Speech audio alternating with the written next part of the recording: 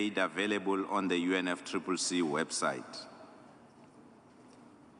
Speaking slots for those not present in the plenary during their scheduled delivery time will be moved to the end of all statements within the same category. Dear colleagues, let us begin. It is my pleasure to welcome His Excellency, Mr. Bojan Kumar, Minister of Environment, Climate and Energy of Slovenia. Your Excellency, you have the floor.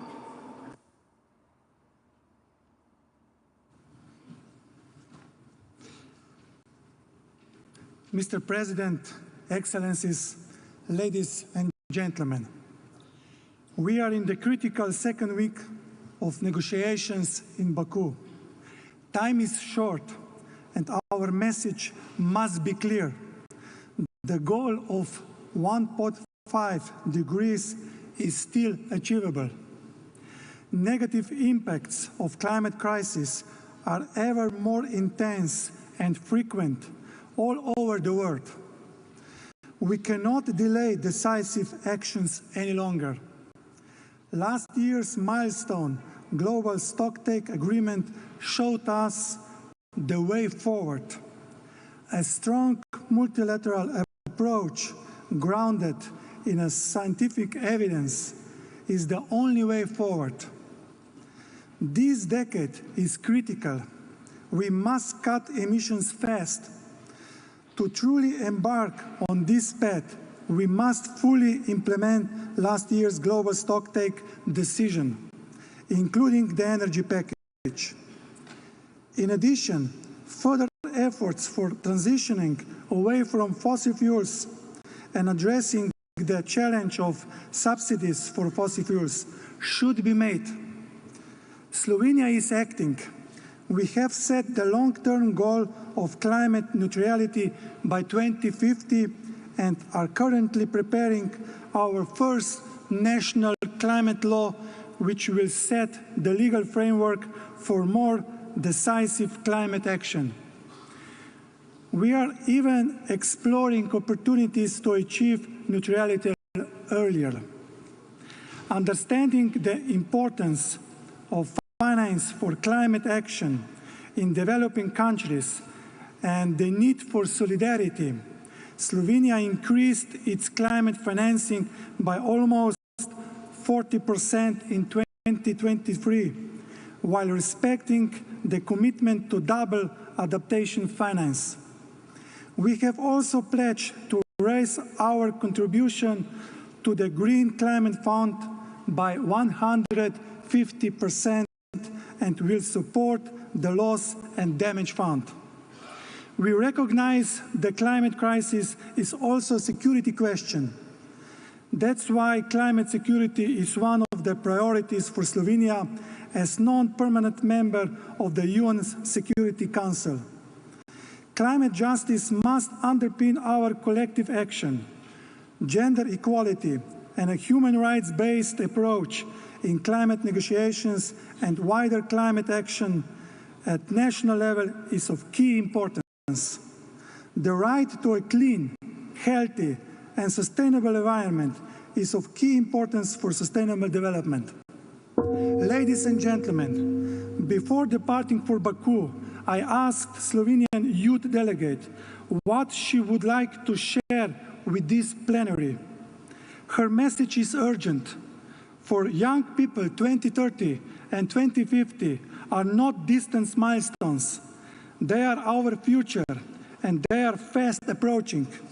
We are closely observing the current situation and are worried because the window for effective change is closing rapidly. We urge leaders to ensure this year's COP's results in concrete steps forward, rather than becoming another opportunity to negotiate business interests. Thank you. Thank you, Your Excellency. It is my pleasure to welcome His Excellency, Mr. Kichiro Sao, Minister of the Environment of Japan. Your Excellency, you have the floor. Thank you, Chair.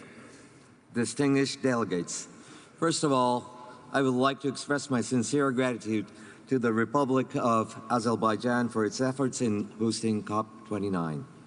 At this COP, it is expected to reach consensus on an NCQG. Japan has contributed to global efforts in climate finance. Specifically, Japan pledged $70 billion public and private support for actions to deal with climate change in developing countries over the 5 years until 2025. And we are steadily working to achieve this goal. It is necessary to arrange a framework in which the international community contributes to climate change measures in a cooperative manner, particularly contributions from countries with the capacity to do so, and the mobilization of private sector funds are essential for achieving the 1.5-degree goal. More than 30 years have passed since the UNFCCC was adopted in 1992, and the global economy has changed significantly. The NCQG must take this reality into account.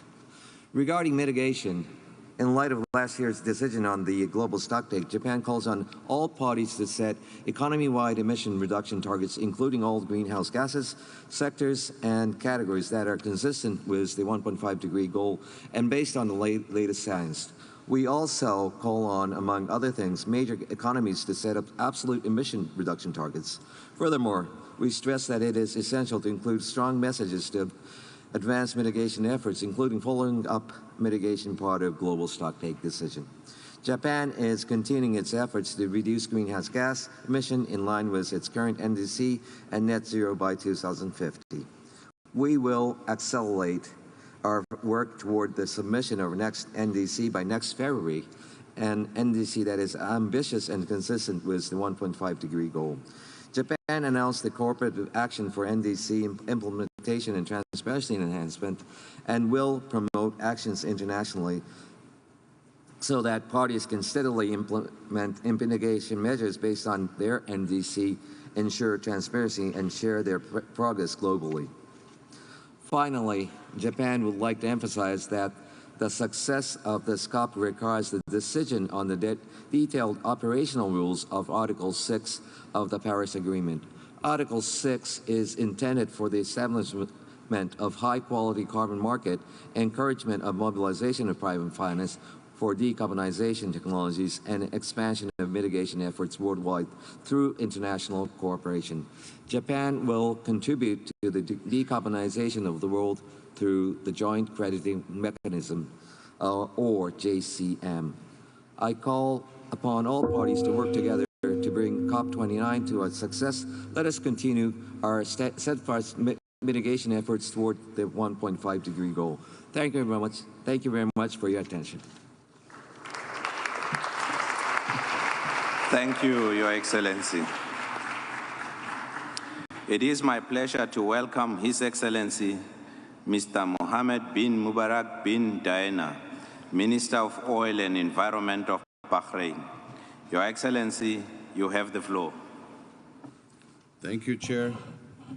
Your Excellencies, ladies and gentlemen, at the outset, I would like to extend my deep appreciation to Azerbaijan for their generous hospitality and hosting. Your Excellencies, now is time for action. As a low-lying island, Bahrain contributes less than 0.1% of global greenhouse gases emissions, yet we choose to lead by example. Under the vision and leadership of His Majesty King Hamad bin Isa Al Khalifa and the Crown Prince Salman bin Hamad Al Khalifa, Bahrain set progressive goals across the climate agenda. On mitigation, we have set an ambitious nationwide commitment to reduce our emissions by 2035 and achieve net zero by 2060. Correspondingly, we have developed a national energy strategy, uniting key private and public stakeholders to ensure success. Our targets to adopt are equally as bold. We have set the targets to double the Kingdom trees coverage and quadruple its mangrove coverage. To address the pressing challenges of mobilizing finance that besets adaptation action globally, we proactively developed a national adaptation investment plan that identify innovation financing options to bring our vision to life. In addition to this, we have developed a comprehensive national strategy that ensures our coastal resilience and protects all 946 kilometers of our coastline. Your Excellencies, Bahrain stands ready to share its insight and experience with the world. We are doing our role. But let us be clear, climate change is a global challenge that requires global solutions. We must restore faith in multilateralism, where the developed countries continue to take lead in climate actions. Enablers such as finance, technology, and capacity building are provided for all developing countries to achieve their targets. The urgency we face impels us to deliver. We can't forget what we built in Paris. We must act in Baku and beyond. I thank you. Thank you, Your Excellency. It is my pleasure to welcome His Excellency, Mr. Sergej Velmse, Minister of Environment, Climate and Biodiversity of Luxembourg. Your Excellency, you have the floor. Monsieur le Président, Excellences, Mesdames et Messieurs, je tiens d'abord à remercier la République d'Azerbaïdjan pour son accueil à Bakou. Le temps presse plus que jamais si nous voulons maîtriser la crise climatique et ses conséquences. Pour Luxembourg, ce n'est qu'en retrouvant l'esprit de Rio et en acceptant qu'en matière de climat et de biodiversité, tout est lié à tout que nous pourrons le faire. Les 3 COP successifs de cet automne, Cali, Baku, Riyad, nous permettront de consolider une fois pour toutes la volonté politique, non seulement en matière d'ambition climatique, mais en matière d'ambition planétaire. Une volonté partagée par une large majorité des partis. Une volonté politique très attendue par la société civile, les entreprises et surtout la jeunesse. Et je suis très fier que pour la première fois, le Luxembourg est aussi représenté par 2 délégués jeunes du climat. Le Global Stocktake de la COP28 a été le fruit d'efforts considérables. Il devra maintenant se traduire par des actions concrètes dans les contributions déterminées au niveau national, NDCs, mises à jour en amont de la COP30. En attendant, il est important que les décisions que nous adopterons à Bakou reflètent clairement le suivi que la communauté mondiale compte donner au Global Stocktake. À côté du volet atténuation, il est évident que le nouvel objectif collectif quantifié NCQJ sera un élément déterminant de l'héritage de la COP29. Avec 220 millions d'euros répartis sur 5 ans entre 2021 et 2025, le Luxembourg est déjà à l'heure actuelle un contributeur majeur au financement international à la lutte contre le changement climatique. Dans ce contexte, je suis fier d'annoncer que le gouvernement luxembourgeois vient de décider d'augmenter de 100 millions d'euros cette enveloppe pour le prochain cycle quinquennal. Avec 320 millions d'euros répartis entre 2026 et 2030, nous mettrons à disposition des pays en développement, avec une attention particulière aux pays les plus vulnérables, des ressources supplémentaires importantes. Nous continuerons également de miser sur des instruments de financement innovants qui permettront de mobiliser des capitaux privés importants avec nos fonds publics. Monsieur le Président, je me permets d'insister sur un point, car c'est un élément qui distingue le Luxembourg. Notre enveloppe du financement climatique international de 320 millions d'euros continuera d'être additionnelle à notre aide publique au développement. cette dernière s'élevant à 1% de notre revenu national brut. Solidarité et ambition sont les maîtres mots, pas seulement lors de cette COP29, mais tout au long de la période qui nous mènera à la neutralité climatique et à une plus grande résilience face au changement climatique. Je confirme que le Luxembourg est à la hauteur de ces attentes. Vous pouvez compter sur nous. Je vous remercie. Thank you, Your Excellency. It is my pleasure to welcome His Excellency Mr. Cozier Frederick, Minister of Environment, Rural Modernization, Kalinago Upliftment and Constituency Empowerment of Dominica. Your Excellency, you have the floor. Excellencies, I extend our heartfelt gratitude to the COP Presidency and the Republic of Azerbaijan on behalf of the Commonwealth of Dominica. Thank you for your support, kindness, and hospitality. Dominica, like all small island developing states, are among the most vulnerable to impacts of climate change.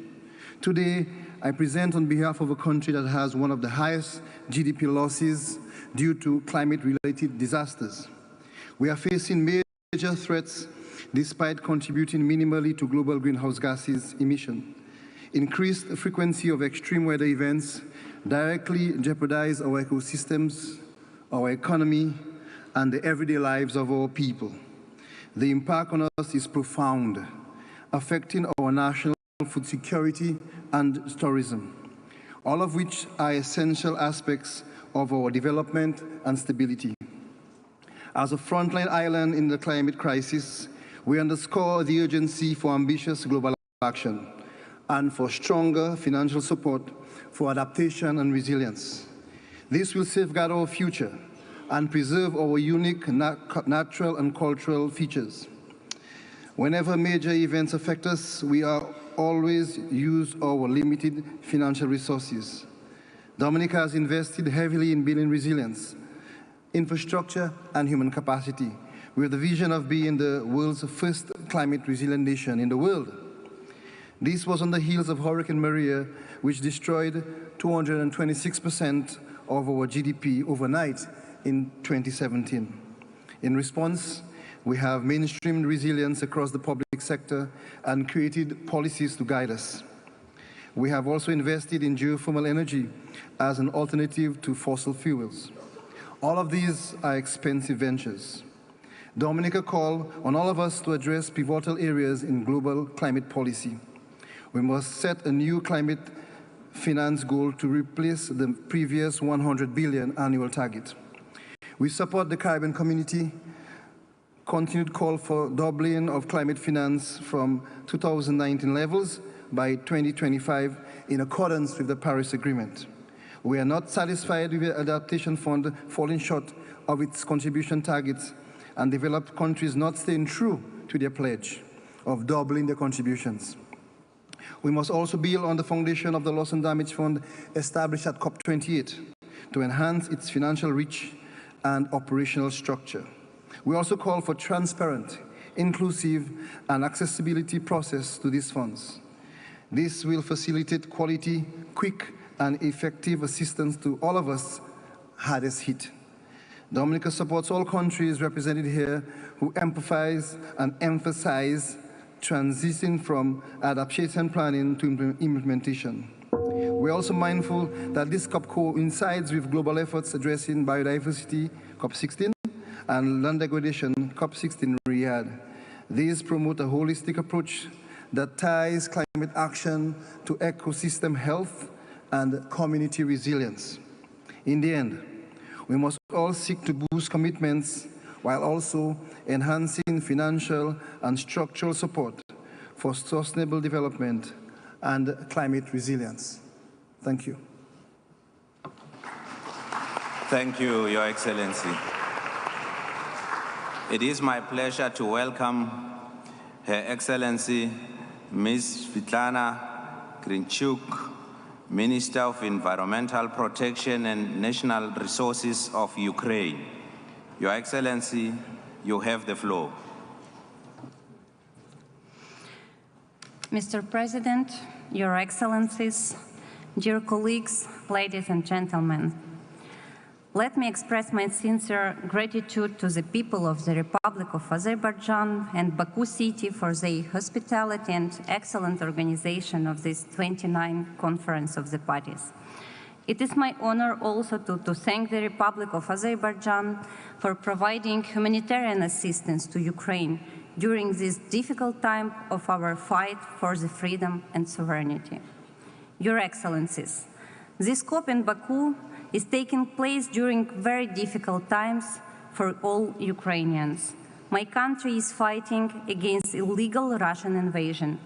This war is killing civilians, destroying residential housing, infrastructure, industry, and energy system of Ukraine right now.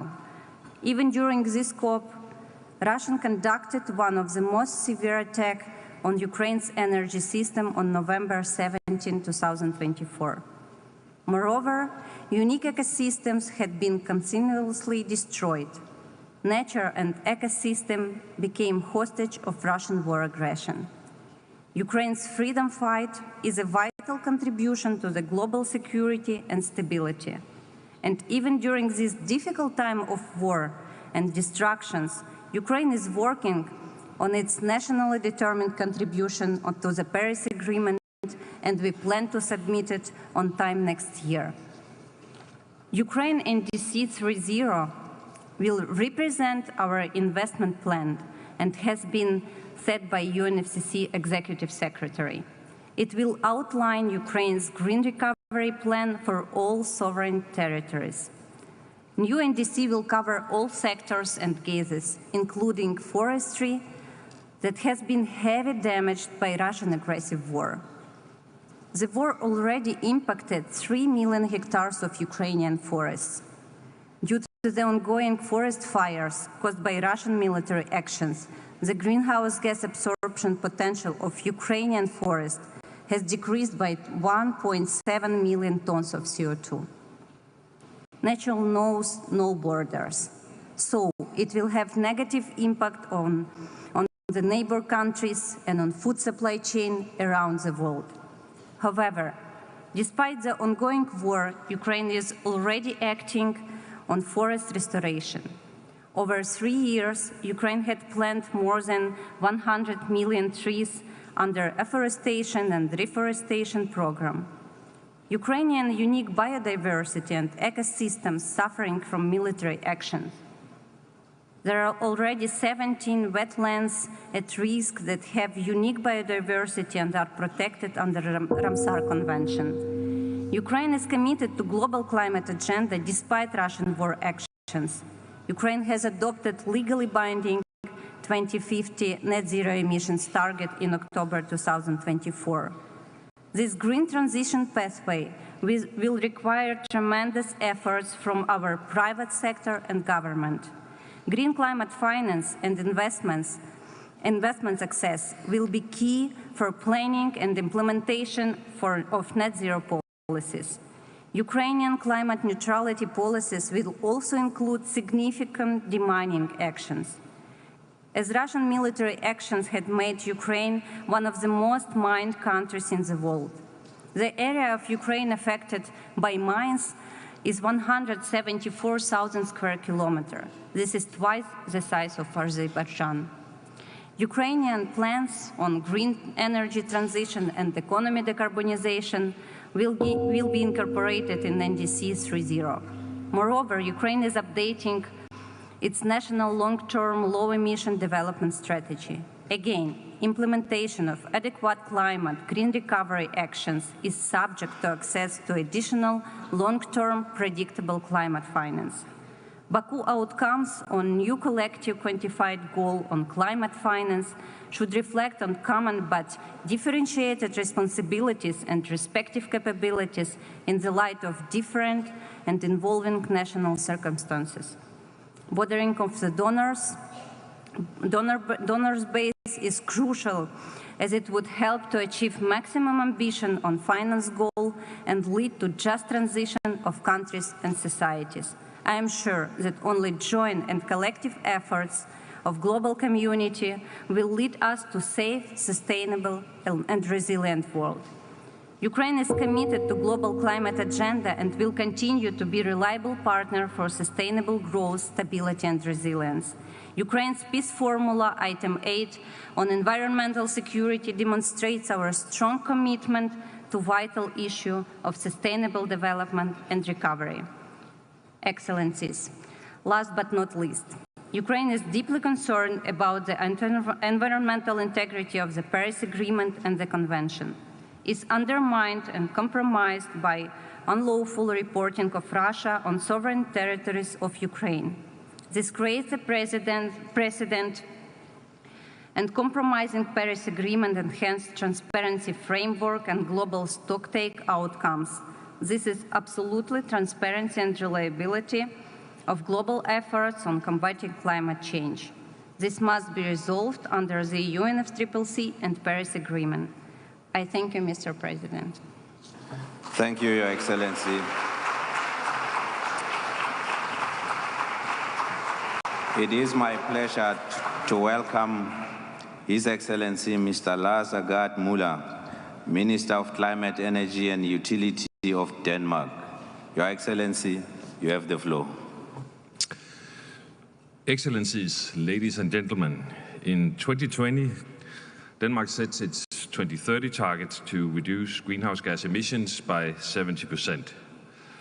At the time, this seemed like an almost impossible task. We started with the lowest hanging fruits: rollout of renewable energy, wind, solar, biomethane, fast increase in e-mobility, energy efficiency, and CCS, tools that are available for most countries. But these tools, mostly in the energy sector, can only take us so far. We still have to cut additional emissions to reach our goal. We have to cut emissions from the agricultural sector. This summer, something amazing happened in Denmark. A somewhat odd group of people got together: farmers, trade unions, employers' organizations, a national NGO for nature conservation, and the government. Most often, such a group would not agree on climate and natural issues. But despite conflicting interests, we kept the conversation going, and we agreed to a deal. The group agreed on the biggest restructuring of the Danish landscape in recent time. We will convert farmland into forest at a massive scale, more nature.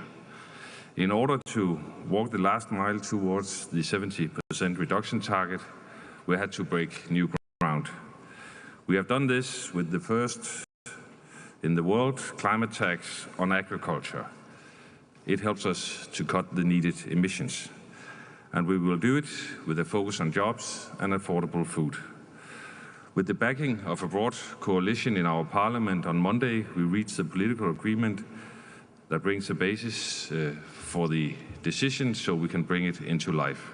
We found a way, but we know it's not as easy as it sounds. One of the biggest challenges to climate action is polarization. We must take people's concerns seriously, because we can never let climate be either or. Nature versus farmers, the big cities versus rural communities, rich versus poor. It is possible to find constructive, innovative solutions, but it requires trust. This is what is the very heart of just transition. We also build trust between countries here. Finance is key to that. We need a new goal on climate finance, an ambitious and achievable goal that paves the way for new NDCs and more climate action. The next round of NDCs is crucial, and we count on the G20 to take the lead. Denmark is also committed to being among the leaders in delivering on the new financial goal, but others must also follow. This includes countries that have evolved into high income and major emitters since 1992. Now allow me to share a few words on behalf of the Faroe Islands and Greenland. Climate change is threatening the Faroe Islands from the deep seas to the mountains. Global emissions must drop, and adaptation efforts need to boost to protect our onshore and marine ecosystem to ensure a sustainable future. Further west, the Inuit indigenous people of Greenland are vulnerable to climate change and experience some of the worst consequences. But Greenland is also a country of climate solutions with great renewable energy potential. Dedicated to fight climate change, I'm proud to have entered the Paris Agreement. Thank you. Thank you, Your Excellency. It is my pleasure to welcome His Excellency, Mr. Joe Emmanuel Abdullahi, Minister of Environment and Climate Change of Sierra Leone. Your Excellency, you have the floor. Thank you, Mr. President.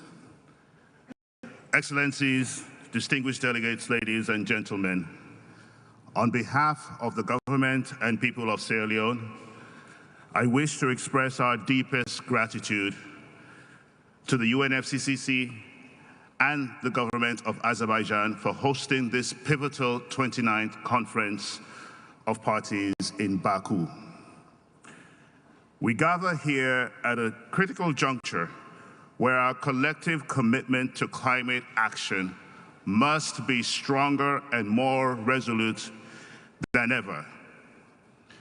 Sierra Leone, like many other least developing countries, remains highly vulnerable to the devastating impacts of climate change.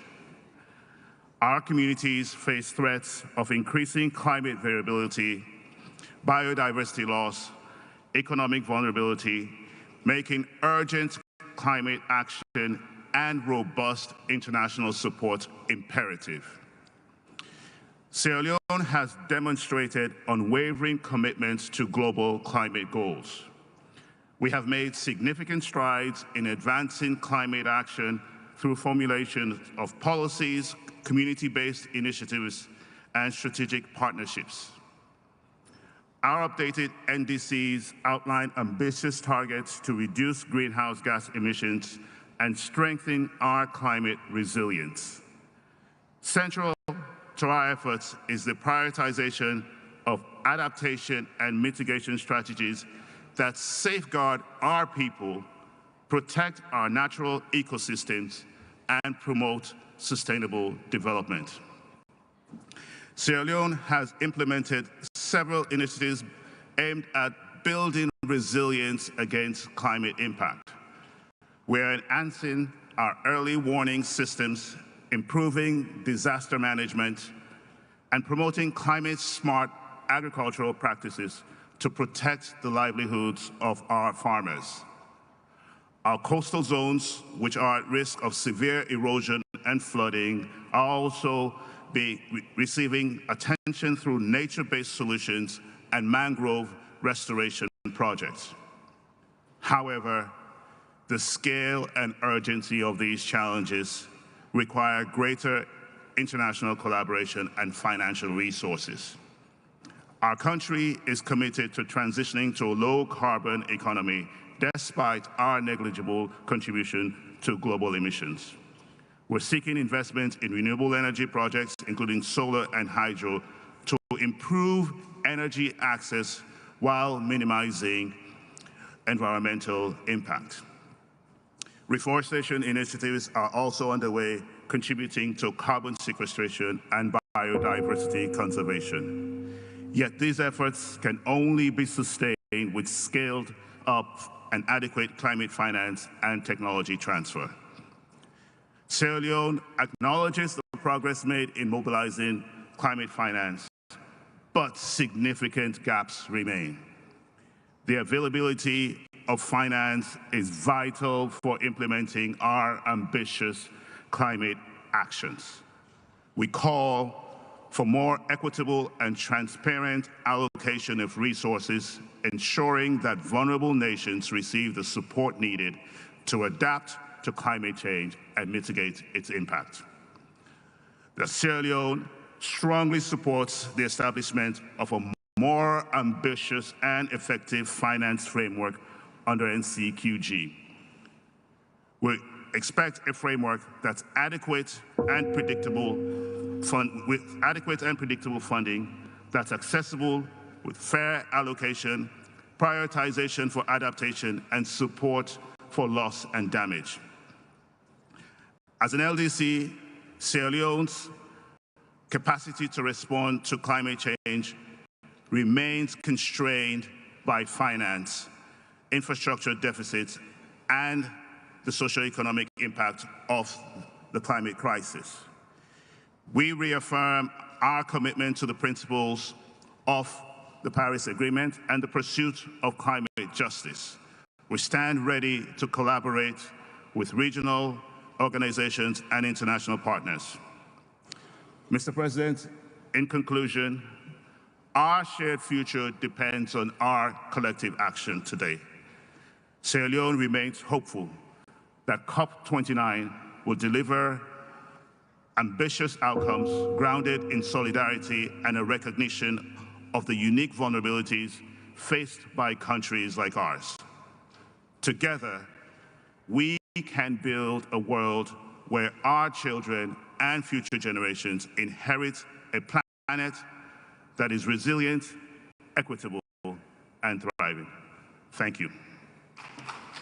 Thank you, Your Excellency. It is my pleasure to welcome His Excellency, Mr. Simonas Kentvilas, Minister of Environment of Lithuania. Your Excellency, you have the floor. Thank you, Chair. Fellow leaders, ladies and gentlemen, over the last decade, every corner of the globe has been affected by destructive consequences of climate change. And yet today, despite all the warning signs, the global community is far from reaching the goals of the Paris Agreement. Our meeting represents another opportunity to act. A good start would be transitioning away from fossil fuels by tripling global renewable energy capacity and doubling energy-saving efforts by 2030, as agreed last year in Dubai.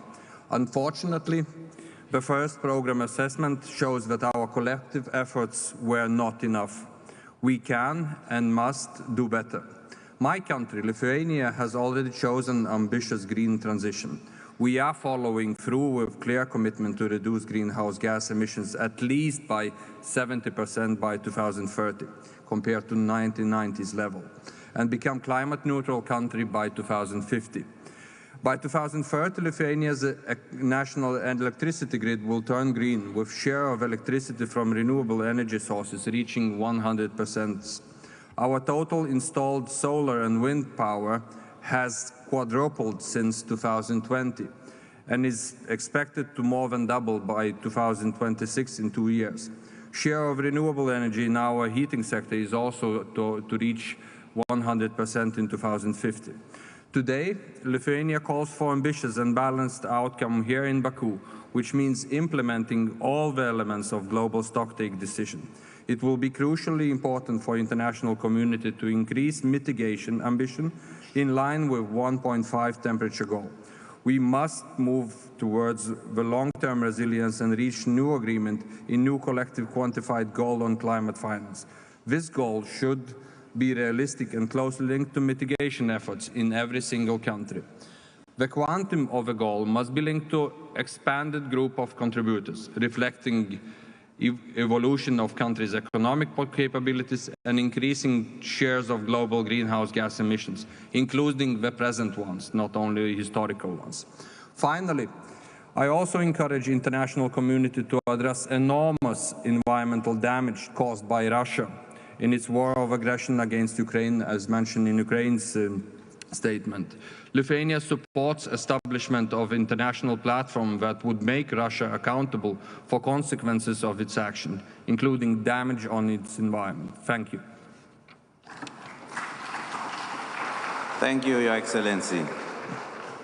It is my pleasure to welcome His Excellency, Mr. Fernando Andres Lopez Larrianaga, Minister of Environment of El Salvador.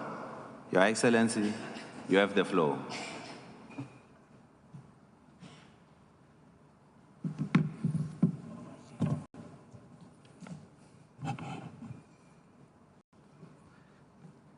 Señor Presidente, Excelencias, distinguidos delegados, agradezco a Azerbaiyán por su hospitalidad como anfitrión de esta 29ª Conferencia de las Partes. Represento a El Salvador, una nación en el corazón de Centroamérica, conocida por su gente, la riqueza de sus volcanes, sus playas, el surf de clase mundial y ahora por ser uno de los países más seguros del mundo. El cambio que ha tenido El Salvador en los últimos años ha sido el resultado de tomar decisiones que beneficien a los ciudadanos, quienes ratificaron el voto de confianza a nuestro gobierno en febrero de este año. El clima nos afecta, y mucho. Nuestro país es impactado año con fenómenos hidrometeorológicos que suceden cada vez más frecuentemente y son cada vez más extremos. En estas últimas semanas, nuestra región ha experimentado los efectos de varios fenómenos climáticos que han puesto en riesgo la vida de nuestros ciudadanos. En este momento es donde deben fortalecerse los lazos de hermandad entre las naciones para trabajar por el bienestar de todos. La realidad climática en nuestra región tiene impactos económicos profundos. ¿Cuánto le cuesta al país un cierre de carretera por inundaciones repentinas? ¿Cuánto le cuesta a la empresa privada no poder mover mercadería o materia prima? ¿Cómo afecta la vida de las personas los desplazamientos forzados por fenómenos climáticos? ¿Cuántas conferencias pasarán para que el mundo vea la realidad climática de nuestras naciones? Los invito a reflexionar. La teoría y la práctica no siempre son iguales. Nuestra ubicación es privilegiada porque estamos en un punto estratégico del continente americano, sirviendo como un puente natural entre el norte y el sur. Sin embargo, estamos en el epicentro de la crisis climática y a pesar que El Salvador emite solo el 0.04% de las emisiones globales de gases de efecto invernadero, sufrimos desproporcionadamente sus consecuencias. Enfrentamos cambios en los patrones de lluvia, eventos hidrometeorológicos extremos, sequías prolongadas y aumento de las temperaturas. Todo ello son consecuencias devastadoras para nuestra infraestructura, nuestros medios de vida y nuestros ecosistemas. Esto nos obliga a declarar emergencias nacionales con frecuencia y ante esta realidad nuestra prioridad siempre ha sido estar preparados para proteger la vida de la población y la economía nacional, comprometiéndonos a enfrentar los desafíos ambientales a través de acciones reales. Uno de los logros más recientes de nuestro gobierno ha sido la conversión de deuda por naturaleza más grande en la historia del país, de $1.000 millones. Esta histórica medida asegura recursos para la conservación de cuencas hidrográficas, especialmente la cuenca de nuestro río más caudaloso, el río Lempa, una de las principales fuentes de agua para nuestra nación. Este compromiso garantiza medios de implementación para la conservación de ecosistemas, restauración ambiental y la seguridad hídrica de nuestro país. A esto agrego que hemos desarrollado una estrategia de financiamiento climática destinada a movilizar recursos que nos permiten implementar acciones en sectores prioritarios. Esta estrategia tiene un enfoque de doble dividendo, no solamente impulsa la adaptación y la mitigación frente a los efectos adversos del clima, sino también promueve el desarrollo sostenible mediante la creación de empleos verdes, mejorando la calidad de vida de nuestra población. El Salvador trabaja. Como país estamos impulsando la electromovilidad y las energías renovables. Nuestra matriz energética está conformada por el 91% de energías renovables, además de apostar por la reconversión de nuestras industrias, asegurando que esas inversiones no solamente reduzcan emisiones, sino que también generen oportunidades económicas para nuestros ciudadanos. El Salvador trabaja en la creación de un mercado nacional de carbono con el fin de establecer opciones económicas viables que beneficien a nuestros ecosistemas. Somos referentes en el monitoreo y gestión de sistemas de alerta temprana. Esto nos permite analizar proyecciones y generar alertas tempranas que son parte fundamental del Sistema Nacional de Protección Civil. Los efectos adversos del clima en nuestro país son evidentes. En las últimas 3 décadas, los desastres climáticos han generado pérdidas equivalentes al 13.3% de nuestro Producto Interno Bruto, afectando principalmente al sector agropecuario, transporte y vivienda. En términos humanos, más de 1.9 millones de personas han sido afectadas y lamentamos la pérdida de cientos de vidas consecuencia de estos eventos extremos. El Salvador está comprometido para enfrentar el riesgo climático. El futuro no se espera, se construye. Y hoy cada acción que tomemos es una semilla para el mundo que dejaremos a las próximas generaciones. Es el momento de actuar, no hay tiempo que perder. Gracias. Thank you, Your Excellency. It is my pleasure to welcome Ms. Umaira Tagieva, Deputy Minister of Ecology and Natural Resources of the Republic of Azerbaijan. You have the floor. Mr. Chairman, Excellencies, distinguished delegates, on behalf of the Republic of Azerbaijan, I would like to express our deepest gratitude to global community for entrusting us with the honor to hosting COP29. It is a privilege to welcome you all to Azerbaijan as we join forces in tackling one of the greatest challenges of our time. Azerbaijan is fully committed to advancing climate action and achieving our national targets. Last year, they set an ambitious goal to reduce greenhouse gas emissions by 40% by 2050 compared to 1990 level.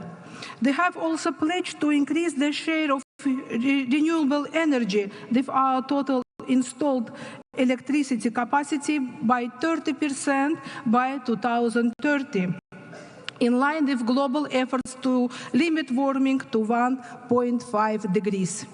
Green energy zones established in Karabakh, Eastern Zangezur, Nakhchivan will directly lead to mitigation, specifically in energy sector.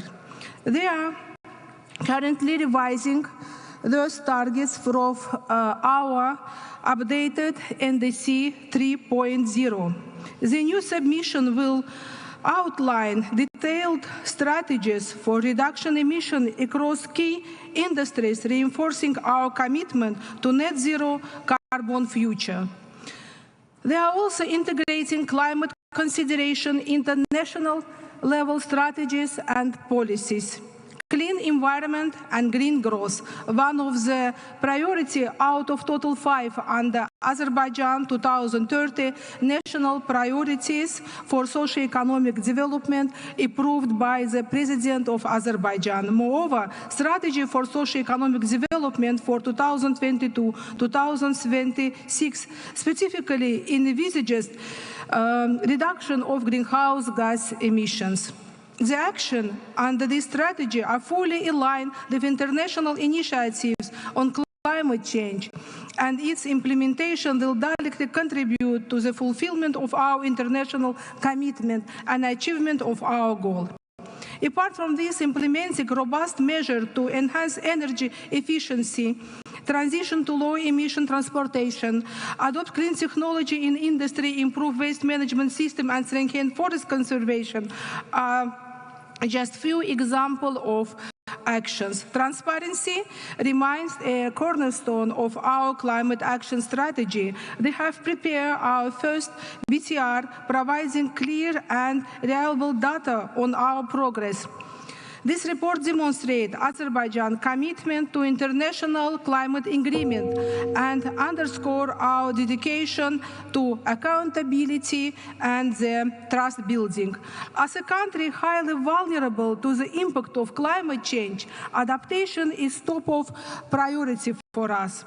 Our newly developed National Adaptation Plan set out comprehensive strategies to address key challenges, particularly in agriculture, water, and coastal zone management, and of course, disaster risk reduction. They are determined to build resilience and protect our community from the growing risk posed by climate change. In this context, they plan to establish a modern early warning system and continuously enhance the coverage of this system in order to not leave no one behind. While Azerbaijan is making significant progress in addressing climate change, they recognize that this is a global challenge that requires a global solution. They emphasize the principle of common but differentiated responsibility, which must guide our efforts, taking into account historical emissions and differing capacities of countries to respond.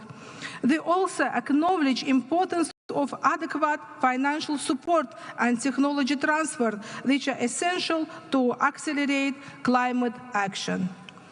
Dear colleagues, I would like to reaffirm Azerbaijan's strong commitment to collective climate action. We believe that through cooperation and shared ambition, they can build a resilient low-carbon future that benefits all nations. Let us use COP29 as a platform for meaningful progress and lasting impacts. I thank you. Thank you. It is my pleasure to welcome Mr. Malcolm Brian Stafkens Salgado, Vice Minister, Secretariat of Natural Resources and Environment of Honduras. You have the floor. Excelencias, distinguidos delegados, colegas, amigos, quiero comenzar por agradecer al gobierno de Azerbaiyán y su pueblo y a la presidencia de la COP29. Desde Honduras, un país pequeño en emisiones, pero gigante en sacrificios, levantamos la voz. Somos un país que ha contribuido de manera mínima al cambio climático, pero sufrimos sus consecuencias de manera devastadora. Huracanes más destructivos, sequías más prolongadas y la pérdida de ecosistemas esenciales son una carga que no es solo nuestra, pero que llevamos. Estamos aquí bajo la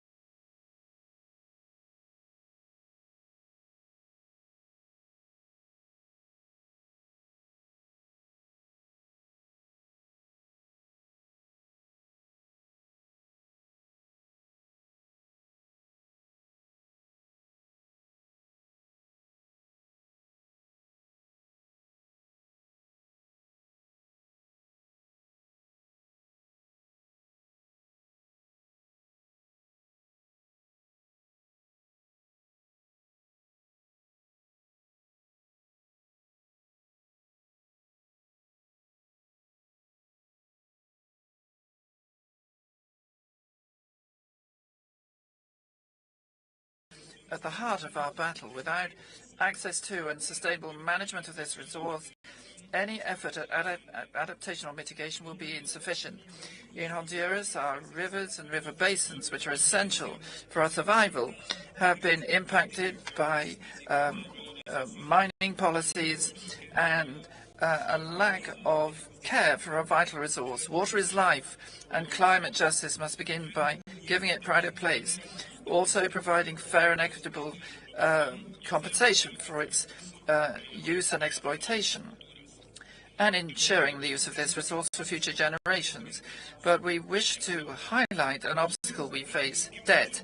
Honduras, like many other developing countries, is having to deal with limitations on its ability to achieve its development goals because of a growing burden of existing debt, which restricts its capacity through more indebtedness. And this is compounded by the high cost of capital and limited access of the country to public finance based on donations or highly concessional funding. In the current context, Honduras is facing difficult decisions between funding its development priorities and implementing the goals established in our NDC, while we continue to have to face growing loss and damage as a result of the climate crisis. To tackle this reality, we need the developed countries and the international financial architecture not only to recognize these constraints, but also to establish a clear path for comprehensively addressing the current debt crisis, ensuring that climate finance does not contribute to exacerbating this situation in the future. Therefore, we appeal for the decision on the NCQG to include options which address these issues in a comprehensive manner, beginning with greater transparency in the area of debt, as well as relief, condoning and assistance in respect of debt. Our natural resources are not only ours, they are pillars of the global equilibrium, and we want to see them recognized as strategic assets in the context of climate finance. Water, forests, and the ecosystems we protect are invaluable public goods which must be compensated for fairly. This is not charity, it's shared global responsibility. And from our presidency of the Tropical Forest Countries Coalition, we urge steps to allow for progress with Article 6 of the Paris Agreement and carbon markets in the context of Article 5.2 as a finance mechanism for us to be able to conserve our important carbon sinks. However, these must be accessible and fair, benefiting countries like Honduras, which, notwithstanding its vulnerability, contributes significantly to climate equilibrium through its forests and ecosystems. At the heart of this battle is the hands of our people, our peasants, indigenous communities, Afro-descendant communities, and our martyrs who have defended our resources so courageously. And for them, and for the right of all to a worthy future, we reaffirm our international commitments. And now, more than ever, we need a paradigm shift. The developed countries, which have constructed their wealth at the cost of the planet, must shoulder their responsibility through concrete actions and accessible and fair funding. Honduras is ready to lead responsibly, but we need the world to join us by providing resources, justice and solidarity. Today, at this decisive moment, we face a choice: continue perpetuating a system which benefits few over and above the well-being of humanity and the planet, or the developed countries will shoulder their historic responsibility, not as a favor, but as a duty to the world we share. Our developing countries have brought our resolve to bear, and now it's your turn. Thank you. Thank you. It is my pleasure to welcome His Excellency, Mr. Juan Carlos Munoz, Minister of Transport and Telecommunications of Chile. Your Excellency, you have the floor. Muchas gracias, señor presidente. Thank you, President. Chile is committed to climate ambition. We're one of the few countries, developing countries, that have established a goal of achieving carbon neutrality and resilience by 2050. The framework climate change law provides for governance that makes sure that national, regional, and municipal governments include a climate strategy in most of their policies by developing plans, strategies, regulations, and economic instruments. Chile is highly vulnerable to climate change. We've been affected by prolonged drought, in addition to fires and floods affecting the poorest of our peoples and local communities that are most exposed. And it's for this reason that we have come up with inclusive policies with a view to just transition. Our legislation places at the center of the objective achieving an NDC and long-term climate strategy, and provides guidance for developing sectoral mitigation and adaptation plans, each one with an implementation strategy. This comprehensive governance of focus helps us to come up with a firm state climate policy based on science and backed by multiple instruments that make sure that we can achieve our national objectives. In transport, we have also adopted a holistic and inclusive policy. And in doing so, we have come up with a comprehensive plan that combines GHG reduction strategies and adaptation measures. Among the main initiatives, we can mention electromobility, expanded mass transit, and developing our rail network. These actions not only seek to reduce GHG emissions, but also to reduce local pollution and improve the living conditions of people by offering them more comfortable, healthy, and safe transport options. Our long-term climate strategy has already come up with ambitious goals for the coming decades, including one that by 2040 would ensure that 100% of our public transport is zero emissions.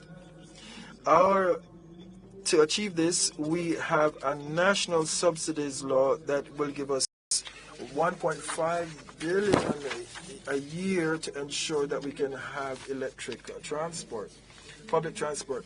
This law, recently extended to 2032, provides for stability and predictability in planning investment in sustainable public transport at the national level.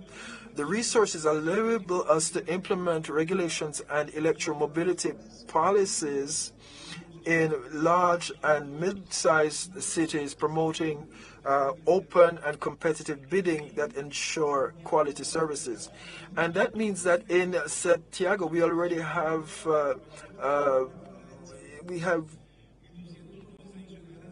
we have additional buses to make sure that in the 18 months we will be fully electromobile. We're also intensely investing in public transport, and we have a metro that will add 75 kilometers to a network that already has 149 kilometers of railways. We also have trains for Chile, which we are developing to link Santiago, Concepcion, and Valparaiso. We're also coming up with dozens of master bicycle path plans for major cities. We also are building 800 kilometers of bicycle paths in Santiago to densify and better connect the network of bicycle paths so that more people would use bicycles as a safe and viable option. Sir, through these initiatives, the Ministry of Transport and Telecommunications reaffirms its commitment to lead efforts to mitigate climate change, adapt to its effects, and to build a cleaner, efficient, and inclusive transport system for our future generations. Transport is a key sector in tackling climate change, and the measures that I have pointed to demonstrate Chile's commitment to this. This is directly benefiting the lives of our people and is a factor that helps build social justice and integration. We're working on all these initiatives and folding them into a new NDC that we will publish in 2025. And here I can tell you that we will ensure that we always face our climate ambition challenges. Thank you. Thank you, Your Excellency. It is my pleasure to welcome Ms. Raquel Soto Torres, Vice Minister for Strategic Natural Resources Development of Peru. You have the floor.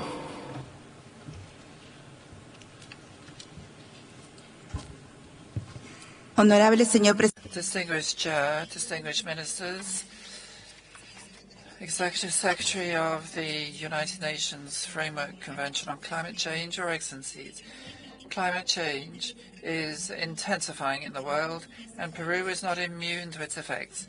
As a country with fragile ecosystems which are highly vulnerable to climate change, we need to enlarge our ability to adapt to the adverse impacts which are happening recurringly, such as the case with drought and forest fires in Amazonia, or the loss of glacier coverage.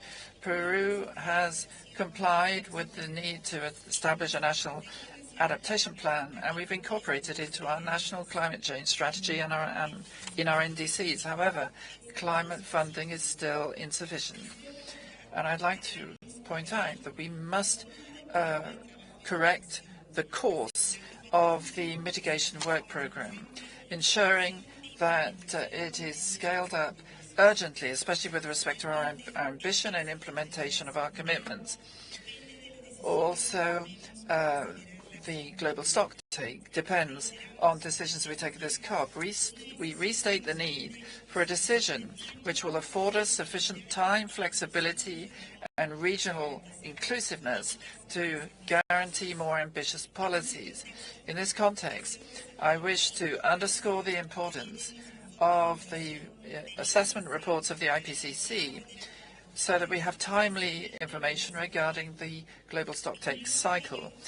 Related to this, we believe that the UAE dialogue should guarantee that all the results of the global stocktake are complied with and the means required are mobilized. Peru is taking steps to deal with adaptation and mitigation as cross-cutting aspects in all public policies and activities. But we need resources for this purpose and to cover the loss and damage which we have to face. It's very important for the new financing goal to support all developing countries in a fair manner with new, additional, adequate, accessible resources which do not generate debt.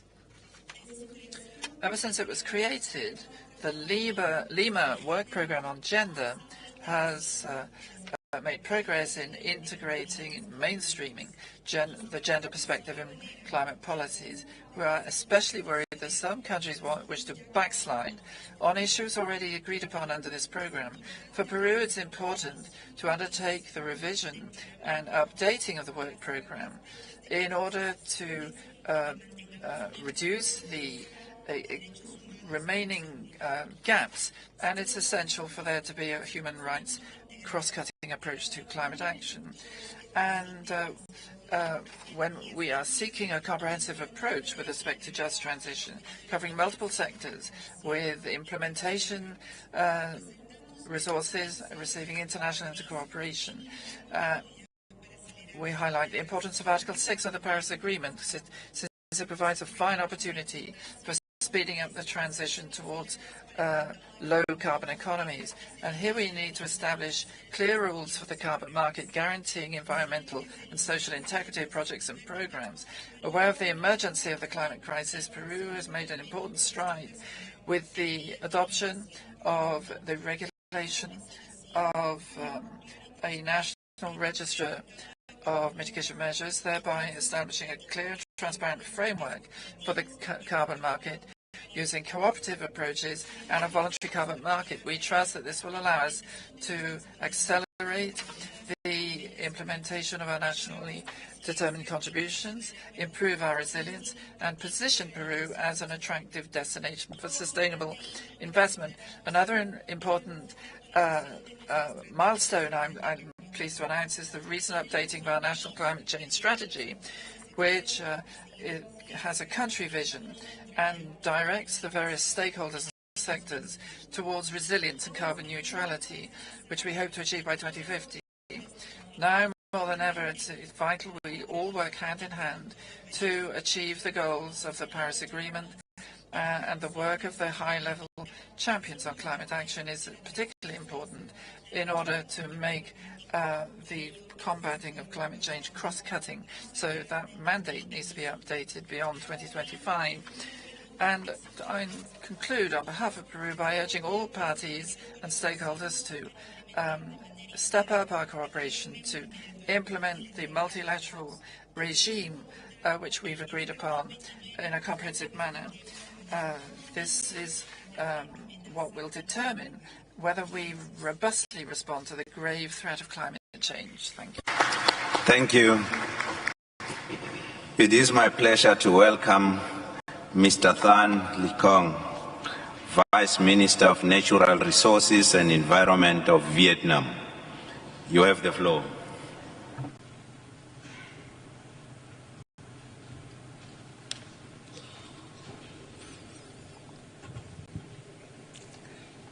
Mr. President, Excellencies, distinguished delegates, I would like to extend my congratulations and appreciation to the Republic of Azerbaijan for the excellent arrangement and meaningful outcome of the COP29.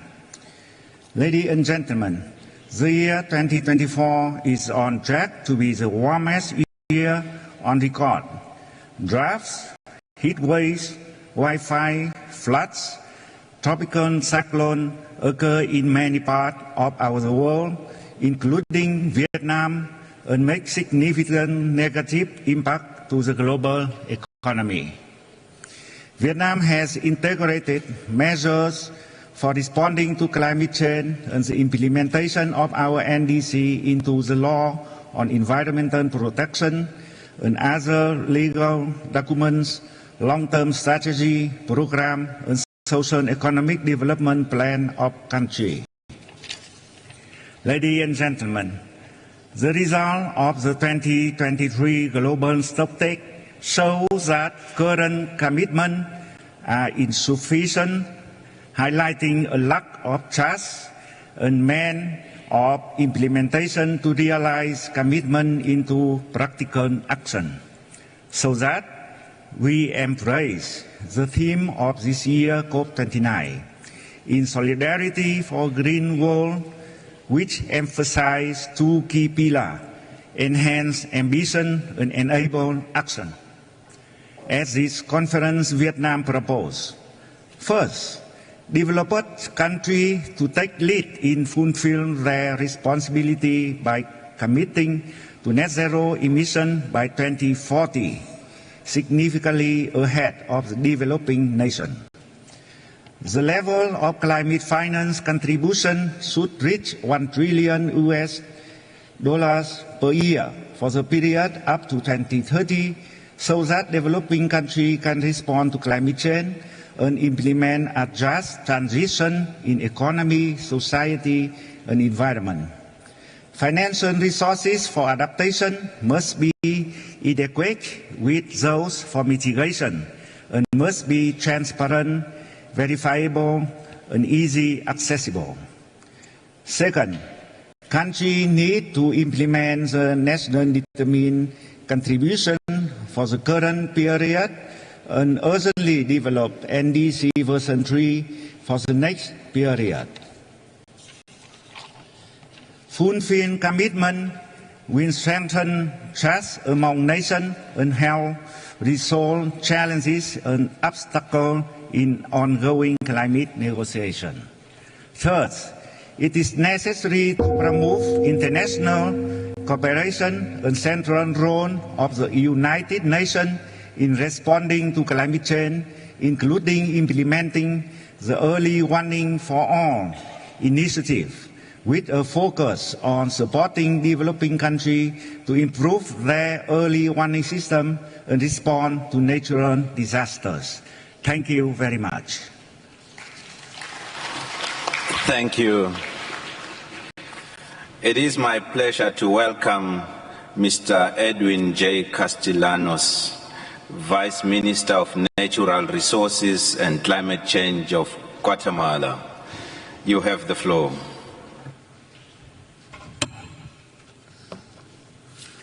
Gracias, señor. Thank you, Chair. Your Excellencies, distinguished delegates and colleagues, Guatemala thanks Azerbaijan for its hospitality and leadership in the organization of this important COP29. Guatemala is one of the 20 mega-diverse countries in the world and is also recognized as being multicultural, multi-ethnic and multilingual. We only contribute 0.11% of global greenhouse gas emissions,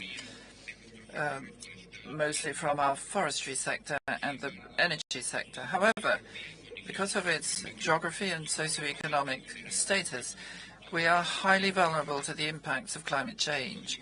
Over the last 15 years, we have reported more than 11,000 cases of droughts, storms, hurricanes and floods, which have caused massive economic and environmental loss and damage and gravely affected the well-being of our population.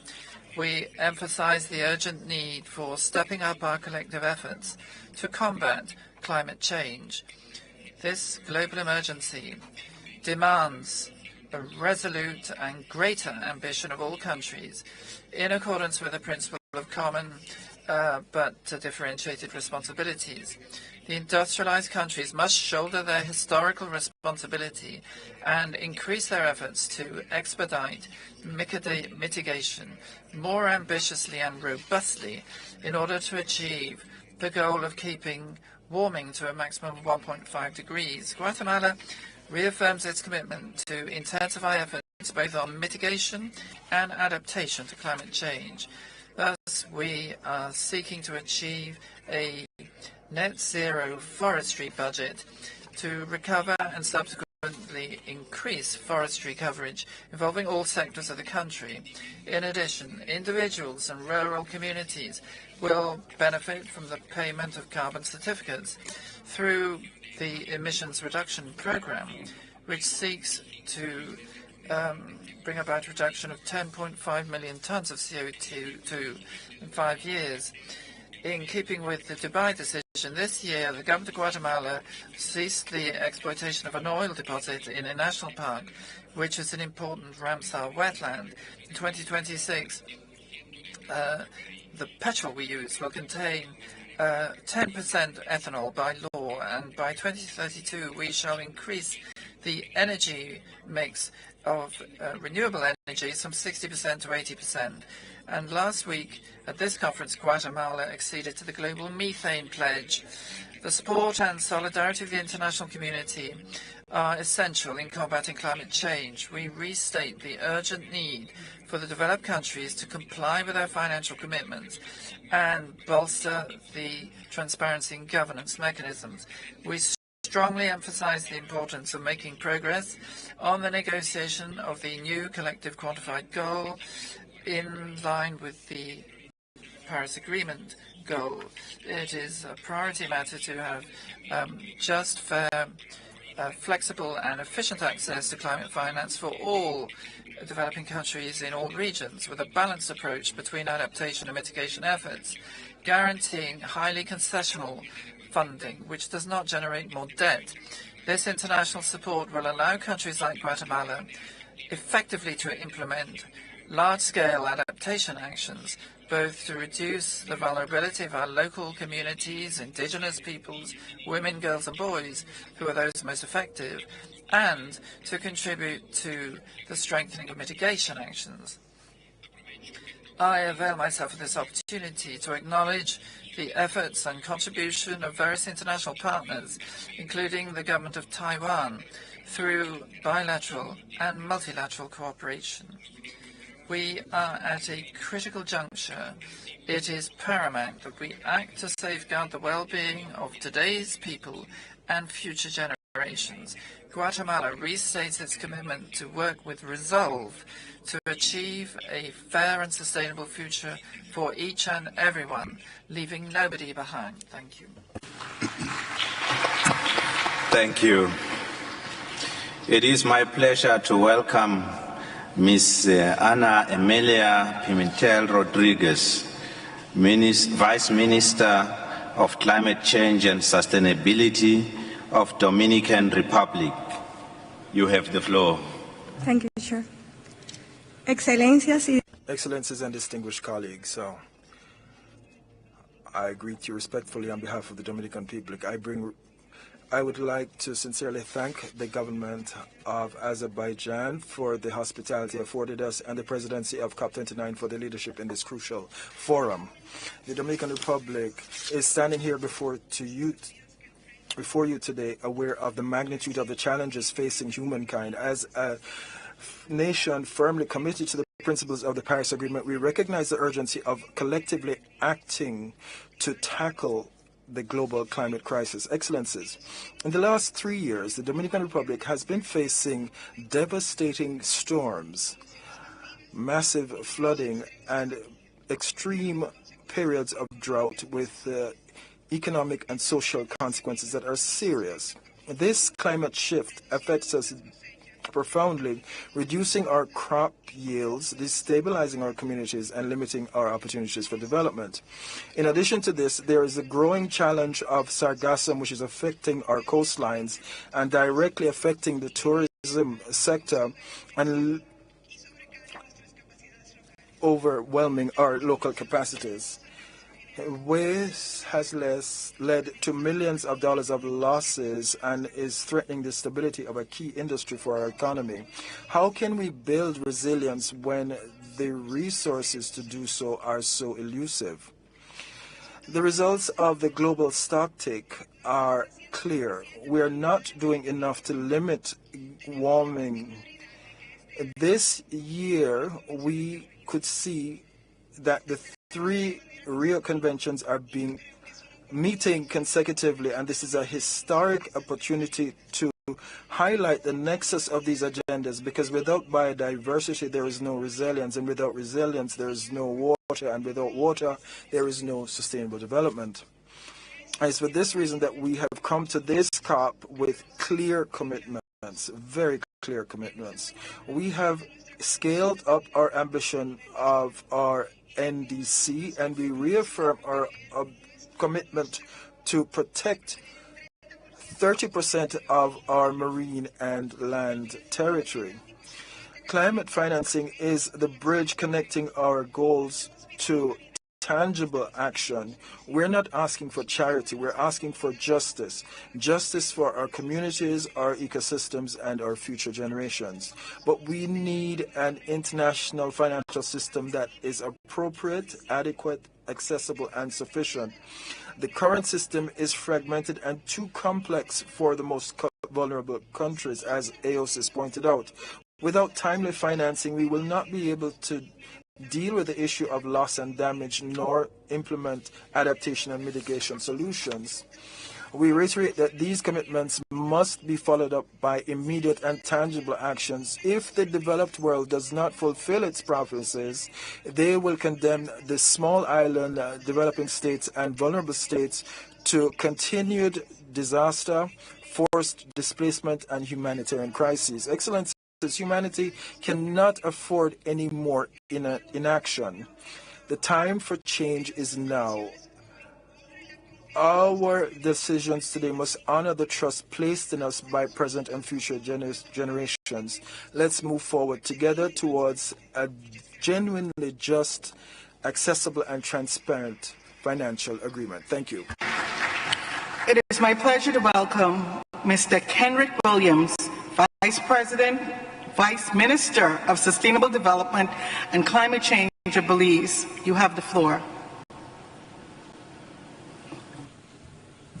Thank you, Chair. Excellencies, distinguished delegates, I am happy to convey greetings on behalf of the Honorable Prime Minister, John Briceño, and the people of Belize. Mr. President, I also extend my delegation's appreciation to your government for the warm reception that we have received since arriving in Baku. While we gather here, the climate emergency continues to tighten its grip on vulnerable nations like Belize, continuously and consistently eroding any progress we make. Every day, our communities are experiencing and living the escalating impacts of the climate emergency. Irreversible impacts unfold with each an increasing fraction of a degree, magnifying the devastation, while every moment of inaction exacts a toll on lives, ecosystems, and livelihoods. Every climate-related disaster serves as a profound reminder. Adaptation investment is not a luxury, nor is it a charity. Rather, it is indispensable for our survival. Like other SIDS, we face unique vulnerabilities with limited capacity to adapt. Just this past Sunday, Tropical Storm Sora made landfall in Belize, bringing intense rainfall, widespread flooding, and threatening lives and livelihoods of our people. Coupled with the most severe wildfires this year and Hurricane Lisa in 2023, aggregate loss and damage stands over $200 million, or over 6% of GDP in just 2 years. Regrettably, this cycle of loss and damage reoccurs much too often. This is why we need doubling of adaptation finance, and we need fast tracking of loss and damage finance. Belize, a small nation with an overwhelming stake in this crisis, stands here, not just with words, but with the weight of our people's future. Our position is clear. Climate justice and equity must prevail. We are the ones who are already suffering, and the most who stand to lose everything unless we act now. As the world edges closer to permanently reaching 1.5 degrees of warming, the toll on our ecosystems, economies, and our communities is devastating. The transition away from fossil fuel is mandatory and urgent. We call on G20 to bring forward 1.5 aligned NDCs immediately. Belize is already doing its part, but all our efforts will be undermined if those who are most responsible fail to act with the urgency and scale that is required. Climate finance remains critically inadequate. The NCQG must reflect the urgency we face and ensure new, predictable, accessible finance that responds to our unique vulnerabilities and is fit for purpose. The costed NDCs for SIDS alone is conservatively estimated at $86 billion by 2030. Without global support and means of implementation, which we were promised, our path is unsustainable. Mr. President, I echo the words of our Belizean youth. The future belongs to the youth, who hold the power to shape a Belize that is educated, equal, free from poverty, safe, resilient, and sustainable for all. Excellencies, the UNFCCC Preamble and the Paris Agreement emphasizes the need for the broadest possible global participation to address climate change effectively. Restricting Taiwan, the 21st largest economy with significant expertise and resources, from full engagement with the UNFCCC process contradicts these principles and undermines collective efforts to achieve the Paris Agreement. Belize urges the international community to transcend political considerations and support Taiwan's peaceful, pragmatic, and meaningful participation, enabling its contribution towards a net zero climate resilient future. Let us commit today, moving beyond words to implementation. We need urgent action, real, measurable, and immediate steps that match the urgency our people face daily. The clock is ticking, and we are already facing the devastating impacts of inaction. We must act with urgency this crisis demands, or risk consigning our children to a future of uncertainty and loss. I thank you. Thank you. It is my pleasure to welcome Her Excellency, Ms. Nareen Tamimi, Chairperson of the Environment Quality Authority of the State of Palestine. Your Excellency, you have the floor. Thank you, Chair. Bismillah. In the name of God, the most merciful, the most compassionate. Mr. President, ladies and gentlemen, peace be upon all of you. I would like at the outset to congratulate Azerbaijan, the people, the leadership, and the government of Azerbaijan for having hosted this summit. This summit that is entitled Towards a Greener World. And Palestine is part of this world. This greener world, while we are most vulnerable to the climate change and its negative impact. Protection of the environment is actually not an ancillary issue. It is not a secondary option. It is a basic right that is related to all of us as human beings. Our right to live in a safe and clean environment. And this is something that has been enshrined by all international agreements and instruments. However, how can we have this achieved while we see Israel launching a war on our people in Gaza for more than a year? Israel has used more than 80,000 tons of explosives, which is an equivalent of 220 grams per square meter. It has used all that during 1 year, and that has led a genocide, an ecocide, and the martyrdom of more than 43,000 people, most of which are women and children. Thousands and thousands have been displaced. International reports, either the report from the UNDP or the reports from the World Bank, as well as other international reports, indicate that there is a massive destruction of the infrastructure, of the agricultural land, as well as the sewage and sanitary infrastructure as a result of this genocide. More than 43 million tons of rubble contaminated with hazardous material and permanent organic pollutants, and the entire collapse of the sewage system and the pollution of 90% of our water resources, the spread of contagious diseases are some of the results of that. The emissions of reconstruction have been estimated at no less than 30 million tons of CO2. Turning to the West Bank and East Jerusalem, the occupation continues to burn trees, to confiscate land, to raise land to the ground. And this year only, we have witnessed the confiscation of around 40,000 hectares of agricultural land. And around 50% of our rich natural reserves were annexed for settlement and military expansion in Palestine. And we are committed to the UN FCC, and we have been suffering from the Israeli war on Gaza. In spite of that, we are updating our NDC 3.0. And in COP28, we have launched a Green Palestine initiative. We have been able to make some achievements with the help of some of our partners. We have a government reform program which enabled us in Palestine to draft the first draft of the environment protection law, including climate change and sustainable development.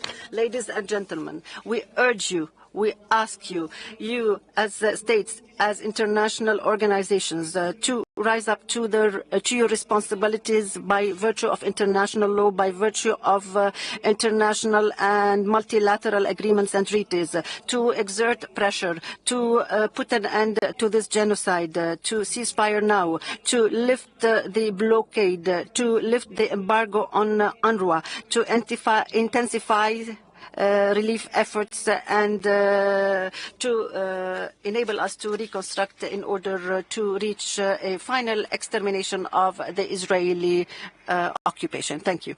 It is my pleasure to welcome Mr. Juan Carlos Monterrey Gomez, Special Representative for Climate Change, Ministry of the Environment, Panama. You have the floor.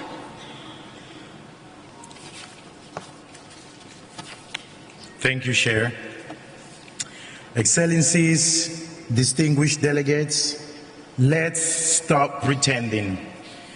Industrialized nations, the most responsible for setting in motion this ecocide, have spectacularly failed not only the developing world, but their own people. 32 years ago, we committed to fixing this crisis, but after decades of empty promises, emissions have doubled, and we are on a pathway to assassinate half of all living creatures on Earth. To avoid this, back in 2010, we were promised 100 billion yearly. Instead, we got massive debt. Others grow and continue to pump oil at record levels, while our people fall further and further into despair. Time and time again, it's the people of Panama and other vulnerable nations that pay the price for your inaction and your greed. Nothing short of despicable. We might be small, but we are giants in climate action and conservation. Panama has protected 35% of its land and more than 55% of its oceans. In any given day, 70 to 90% of our electricity comes from renewables. We are 100% against deep sea mining, 100% against whaling. We are 100% in support of a global plastic treaty that addresses the entire life cycle of plastic, including production. We are 100% in favor of environmental defenders because we believe that the best way to protect Earth is to defend those that fight for it. While Panama delivers on its promises, others don't. Sadly, our leadership does not exempt us from the impacts of the climate crisis and the upcoming mass extinction. This year alone, drought in the Panama Canal cost us $1 billion in lost revenues. And this is not even counting the ripple effects through our economy and society. Additionally, recent floodings in Azuero, East and West Panama threaten to cost us an additional $300 million plus in damages. This only within a month of torrential extreme rains. Let me be very clear. We are a geographic and diplomatic bridge, but we will not accept being treated as a bridge to carry the burden of others' unfulfilled promises. We have done our part, but the lack of political will for industrialized nations is the reason why trust has eroded in this process.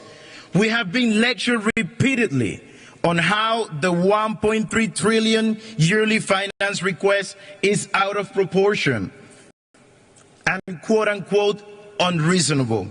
So let's do some math together. The annual global economic output, it stands at $100 trillion. As developing nations, we're asking for just 1% of that. 1% of that to save humanity. Is that really too much to ask? You know what's worst? The $1 trillion request does not even put us on a pathway to limit temperature to 1.5 degrees Celsius. It actually put us on a pathway to reaching 2.8 Celsius of warming. So let's make the numbers speak for themselves. Fossil fuel subsidies amount to $7 trillion annually. For some, $7 trillion annually is not too much to exacerbate the climate crisis, but $1 trillion is too much to save life.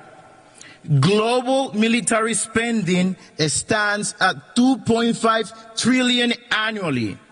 For some, $2.5 trillion to kill each other is not enough. But $1 trillion to save lives is unreasonable.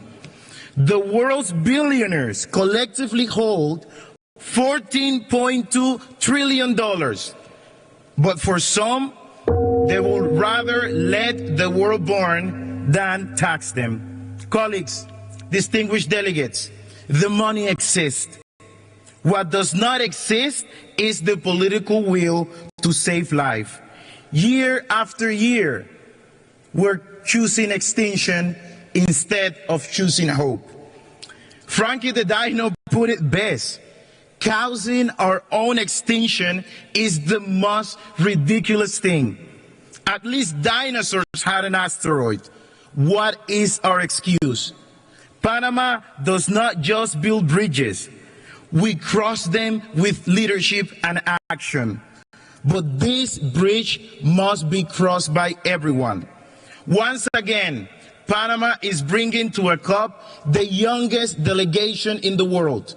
The average age of our negotiators is 29 years. And we will no longer lend our future for others to profit. Today, we're still subsidizing the meteor of our era, fossil fuels. This hypocrisy must end. Colleagues, all we're asking you to do is to own your responsibilities in setting this crisis in motion. Nothing less, nothing more. Thank you very much. Thank you. It is my pleasure to welcome Ms. Helga Barodotri, Deputy Director, Ministry of the Environment, Energy and Climate of Iceland. You have the floor. Ministers, Chair, distinguished delegates.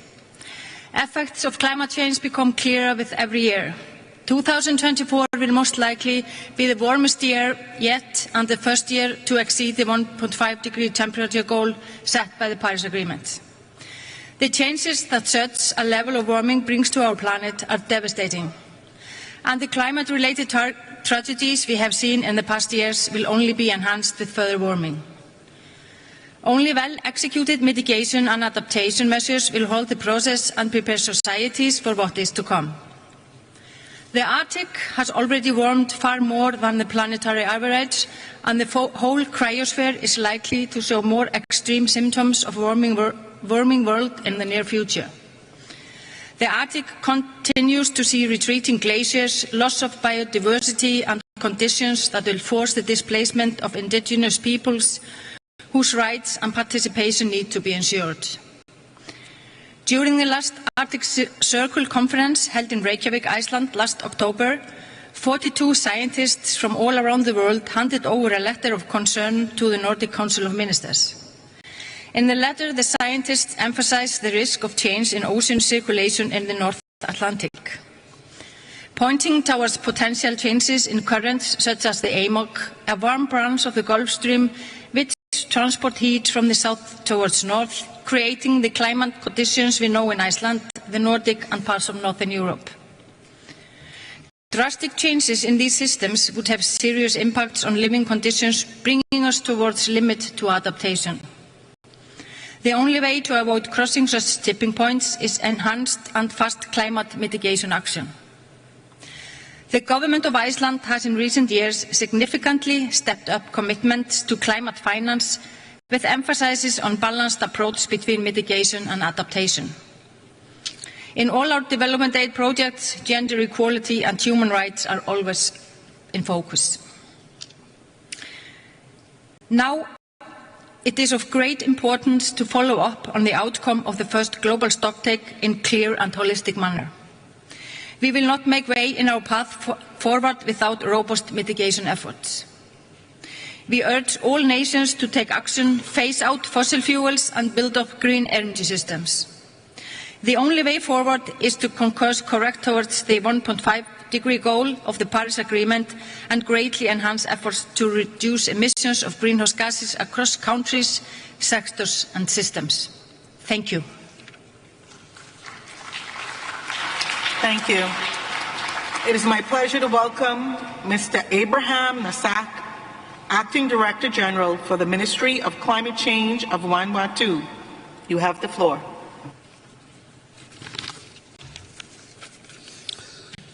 Madam President, Excellencies, ladies and gentlemen, it is with great honor that I stand to speak on behalf of the government and people of the Republic of Vanuatu.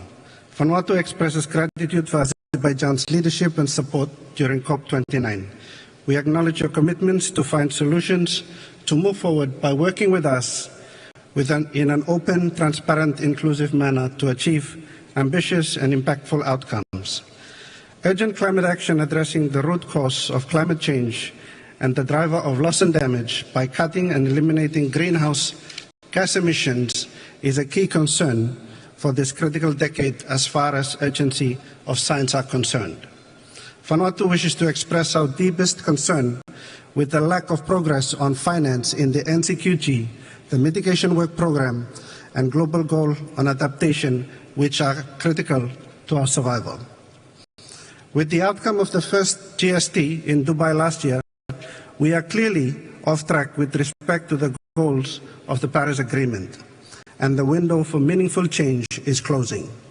The first GST must be forward-looking, ambitious, and inform the next NDCs, and include tripling of renewable energy goals by 2030, phase out fossil fuels, and mobilize finance for adaptation, mitigation, loss and damage consistent with keeping global temperature rise below 1.5 degrees. 1.5 is non-negotiable, hence means of implementations, finance, technology, and capacity building are key to deliver on our global commitments, considering the special circumstances of the small island developing states like Vanuatu. For a highly vulnerable country such as Vanuatu, financial resources mobilized to address adaptation, mitigation, and loss and damage must be significantly grant-based, predictable, transformational, logical, and without difficult access processes as experienced with the GCF, the GEF, and other multilateral funds. We want all governments must agree on a new goal for international climate finance that truly responds to the needs of developing countries. Vanuatu recognizes the inextricable connectivity between climate change and our ocean, which defines who we are. We are deeply concerned with the negative impacts of climate change on our ocean ecosystem, fisheries resources, islands, and livelihoods. We therefore urge and call for more serious treatment of ocean in UNFCCC bodies and processes, and especially at this session. We are concerned with the lack of substantive decision on transparency and the lack of its serious treatment in critical work streams such as the global stocktake.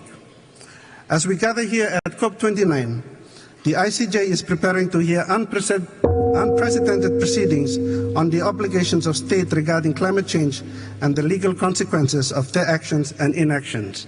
In conclusion, these COPs have been going on for a very long time. We can negotiate as parties here, but it is clear we cannot negotiate with climate change. Our children, youths are expecting us to do the right and needful, reverse and stop greenhouse gas emissions to rein in climate change. I thank you, Madam President. Thank you. It is my pleasure to welcome Mr. Dendi Abdullah Omar, Secretary General of the Ministry of Environment of Djibouti. You have the floor.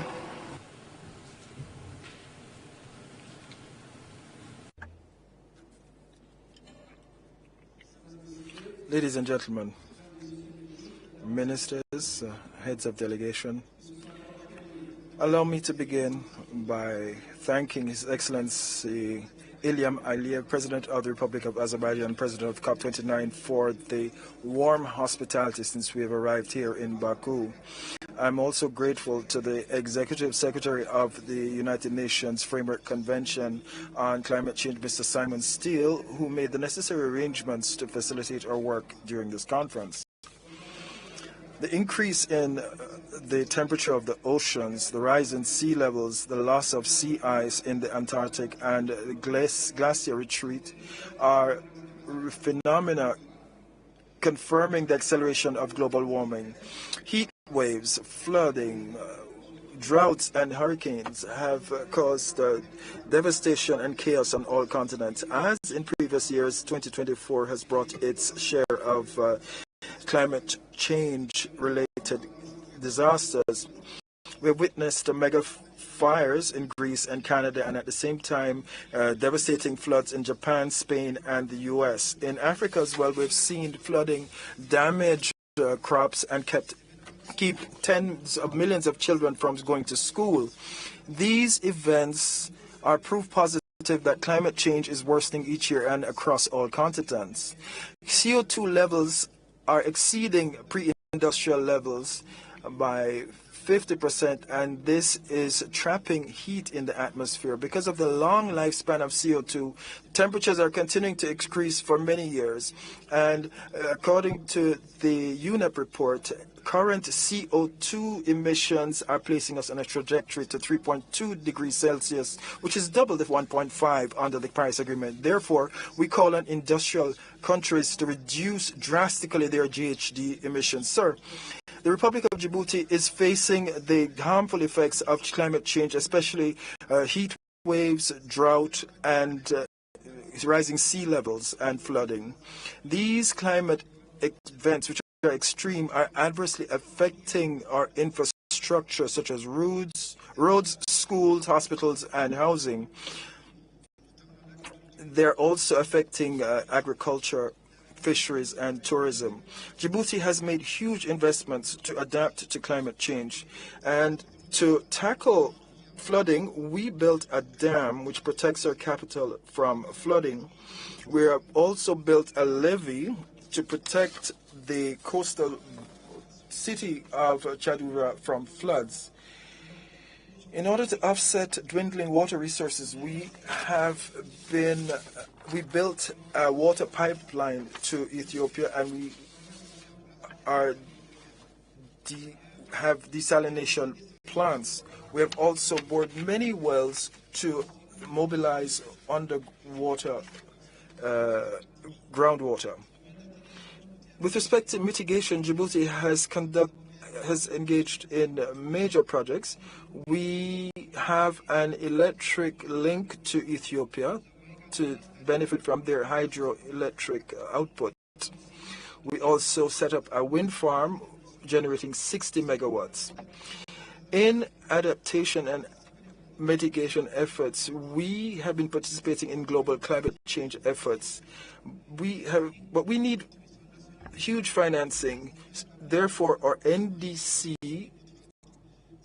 needs $3 billion by 2030. We are calling on developed countries to mobilize more financing for vulnerable countries. To take up the challenge of climate change, it is critical that we adopt here at COP29 the annual $1 trillion goal. In conclusion, we're pleased to see the agreement achieved in Sharm el-Sheikh on loss and damage. We want to see the operationalization of this financial instrument, which will enable developing countries to offset loss and damage due to global warming. In COP28 in Dubai, we adopted a significant agreement on transitioning from fossil fuels. We want to see the new quantified collective goal and new agreements on the market mechanism rules. Thank you. Pleasure to welcome His Excellency Mr. Enrique Ocha Martinez, Undersecretary for Multilateral Affairs and Human Rights of Mexico. Your Excellency, you have the floor. Señora Presidenta. Madam Chair, all climate reports, including the latest assessment from the IPCC, point in a troubling direction. We are heading fast towards climate disaster. It has to be said loud and clear, there will be no safe place on a planet that is 3 degrees warmer. If we do not drastically and immediately change course, we are heading towards that fatal destiny. And there is no leeway for backsliding on climate commitment and unilateral decisions. Therefore, Mexico today restates its unequivocal backing for multilateralism as the only available means of providing a collective, just and equitable response to the urgent climate crisis. The administration of President Claudia Sheinbaum has stressed, quote, that the development and well-being of the people can only be strengthened by caring for the environment and natural resources, end quote. Consequently, the government of Mexico has announced a new national energy plan which seeks to increase the percentage of electricity generation from clean sources above 40% by 2030. To achieve that goal, without jeopardizing the reliability of the national grid or the affordability of energy, the Federal Electricity Commission will invest $23.4 billion. We will also facilitate the responsible participation of the private sector through investments contributing to local development, fully respecting the rights of the communities that own the land. We will improve energy efficiency, and there will be rapid transition, rapid just energy transition, with the Mexican petroleum company's production limited to 1.8 million barrels a day. Mexico will expand large-scale railway development, promoting intermodal transport, boosting decarbonization of public transport and granting incentives for electrification of the private fleet. We will also boost the recovery and restoration of Mexico's natural heritage, including its main rivers. We have begun a project for waste treatment in Hidalgo province as part of the Strategic Circular Economy Plan. These measures exemplify what we have dubbed the humanist, environmental and ecological policy of Mexico's government. All of this will be reflected in the updating of Mexico's NDC to be presented in 2025 with a significant increase in our climate ambition. Alongside this, there will be a national adaptation plan adopted, and we shall soon be publishing the biannual transparency report with voluntary components in addition to those mandated by the Paris Agreement. Madam Chair, from this podium, we address an urgent appeal to all the parties significantly to scale up the ambition of the NDCs, considering a collective financial goal which is commensurate with its scale. For Mexico, there is no effective climate action without a comprehensive human rights-based approach, recognizing the rights of the indigenous peoples, youth, and addresses the structural inequalities which affect women in all their diversity. Therefore, we urge the parties to adopt a new work program on gender and climate change. There's a need to restore trust between the developed and developing countries, following the limited compliance with the goal to mobilize $100 billion through the adoption of a new collective quantified goal, which will address the issue of the financial barriers facing the developing countries. May I conclude, Madam Chair, by recalling the proposal submitted by President Sheinbaum just a few days ago at the summit of G20 leaders to earmark 1% of military spending for reforestation of 15 million hectares, consequently capturing millions of tons of CO2.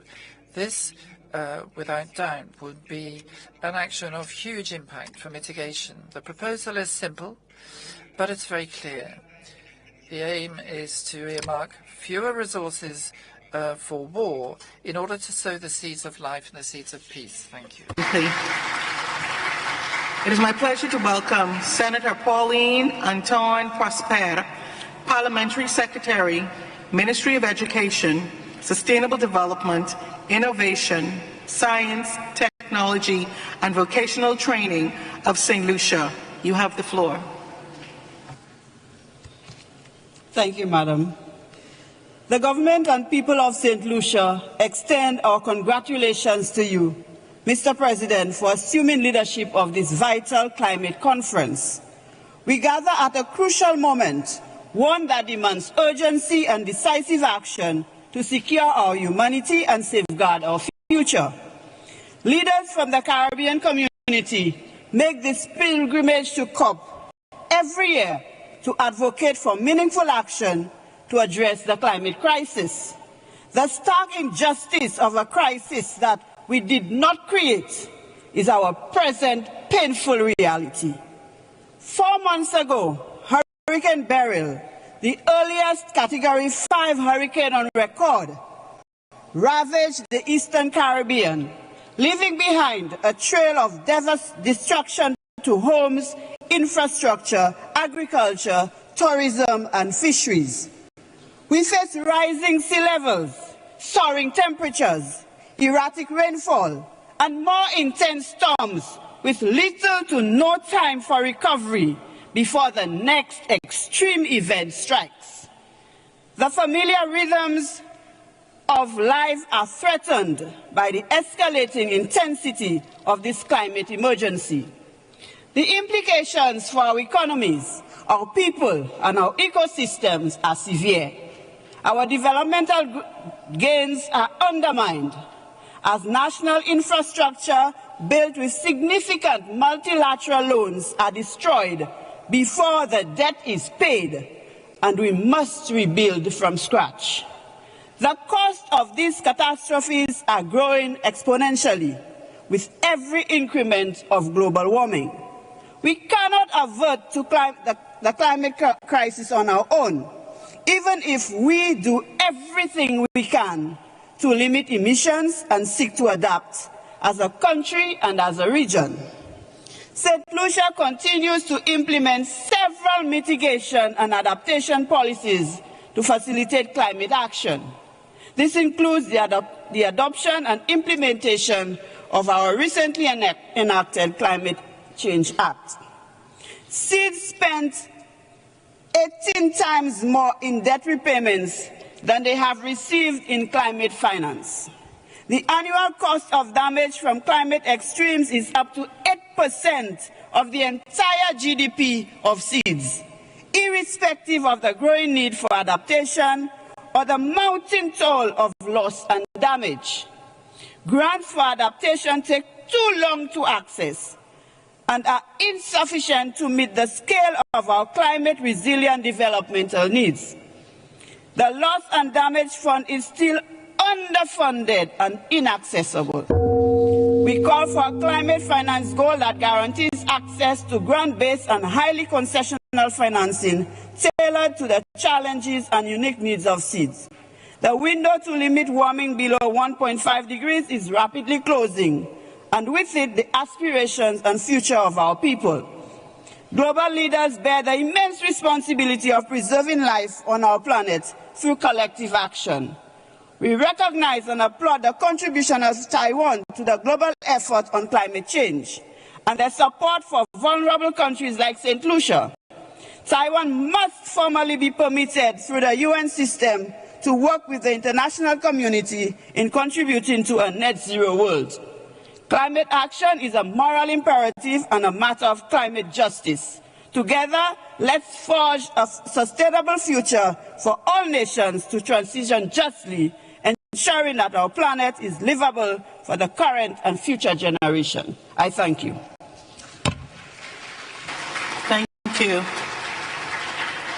It is my pleasure to welcome His Excellency Mr. Jim Lepui, Permanent Representative of the Federated States of Micronesia to the United Nations. Your Excellency, you have the floor.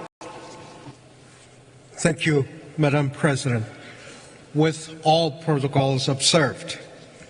When most people think of islands and climate change, they picture rising seas slowly swallowing the land sometime in the future. But the truth is more dire.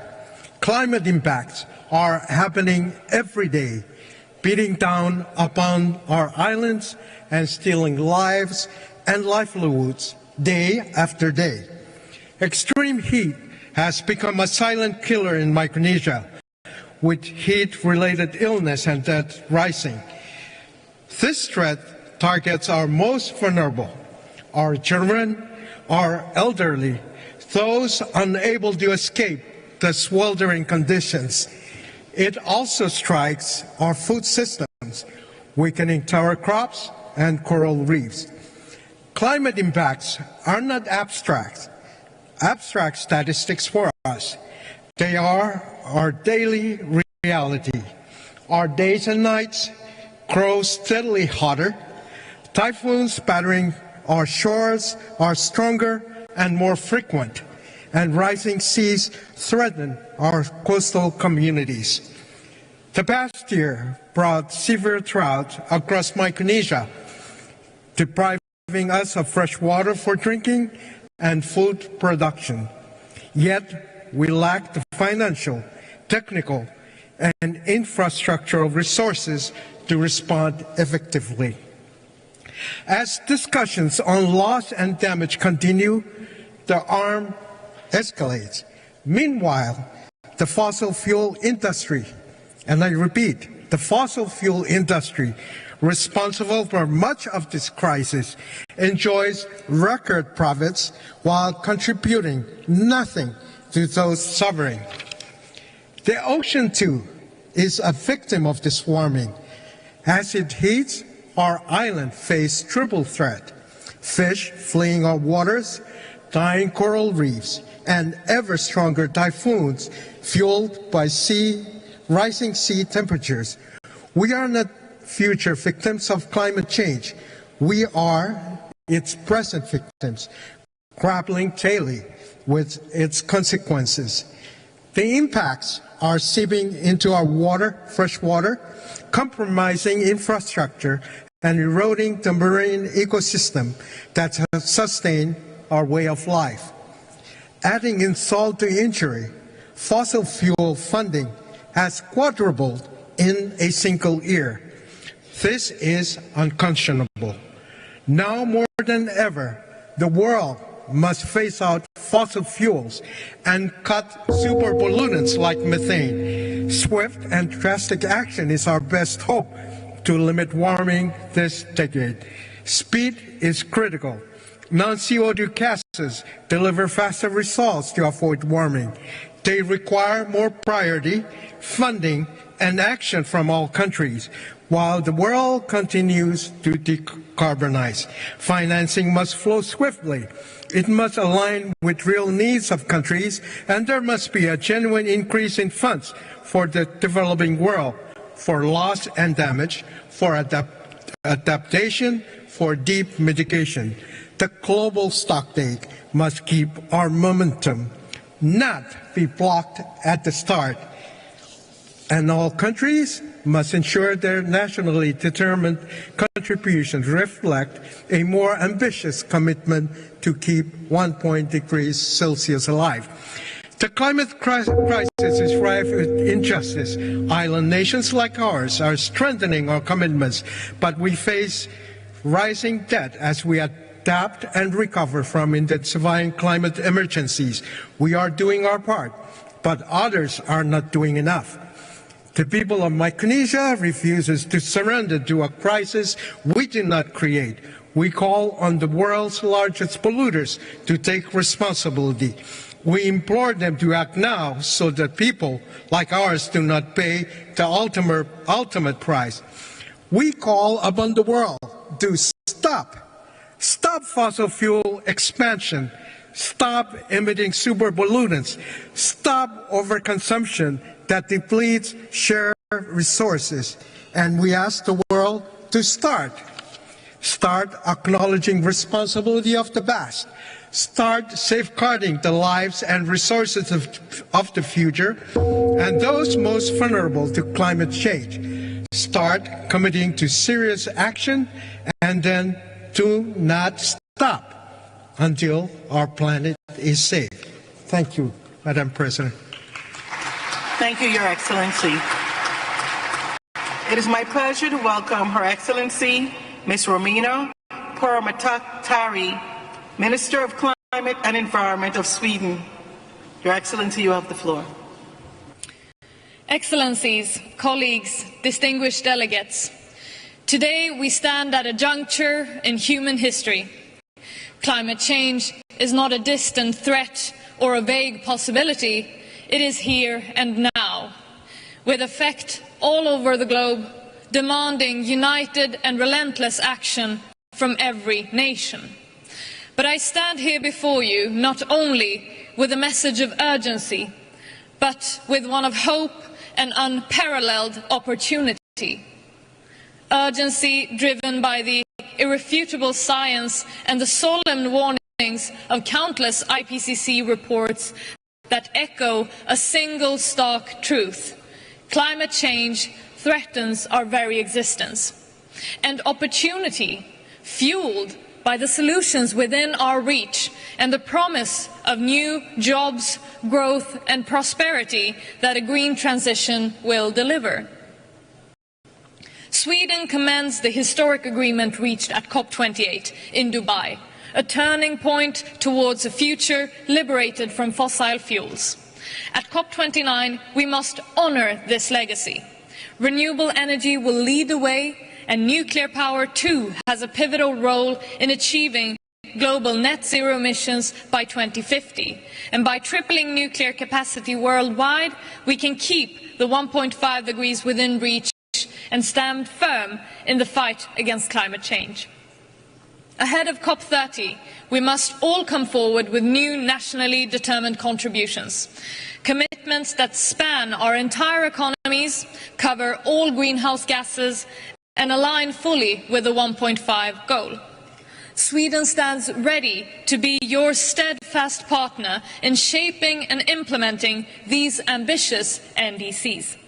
Sweden is determined to achieve climate neutrality by 2045 at the latest, with net negative emissions beyond that. And our strategy relies on harnessing the innovation and the dynamic of our business sector, many of whom are present here at COP29, pioneering solutions that span over renewable energy, nuclear power, green steel and sustainable finance. Moreover, Sweden is and will remain an unwavering provider of climate finance. Between 2022 and 2023, we have increased our international climate financing by more than $80 million, and Sweden is proud to have announced at this COP a pledge to the Green Climate Fund of more than $750 million, as well as a pledge of approximately $20 million for the fund responding to loss and damage. Yet, to meet the ambitions of the Paris Agreement, we need a fundamental transformation of our domestic and global economies and financial systems. The new collective quantified goal on climate finance must be bold and it must be relevant. We want every country to commit to the new goal, those in a position to do so to contribute financially, and recipient countries to contribute through delivering results for climate action on the ground. Accelerating climate action means that we must also step up adaptation, and we look forward to contributing to a balanced and meaningful outcome across every agenda item. Finally, I cannot overstate the importance of strong, rules-based multilateralism in confronting this existential threat that is facing us all. COP29 must become a beacon of hope, a testament to our shared commitment to climate action. Together, let us be bold, united and resolute. The world is watching. It is time to act. Thank you. Thank you, Your Excellency. It is my pleasure to welcome Ms. Jennifer Morgan, State Secretary and Special Envoy for International Climate Action of Germany. You have the floor.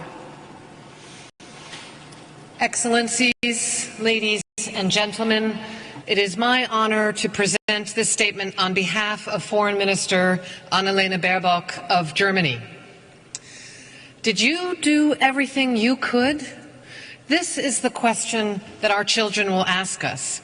Everything to make sure our planet will not be torn apart by conflicts over scarce land, food, water.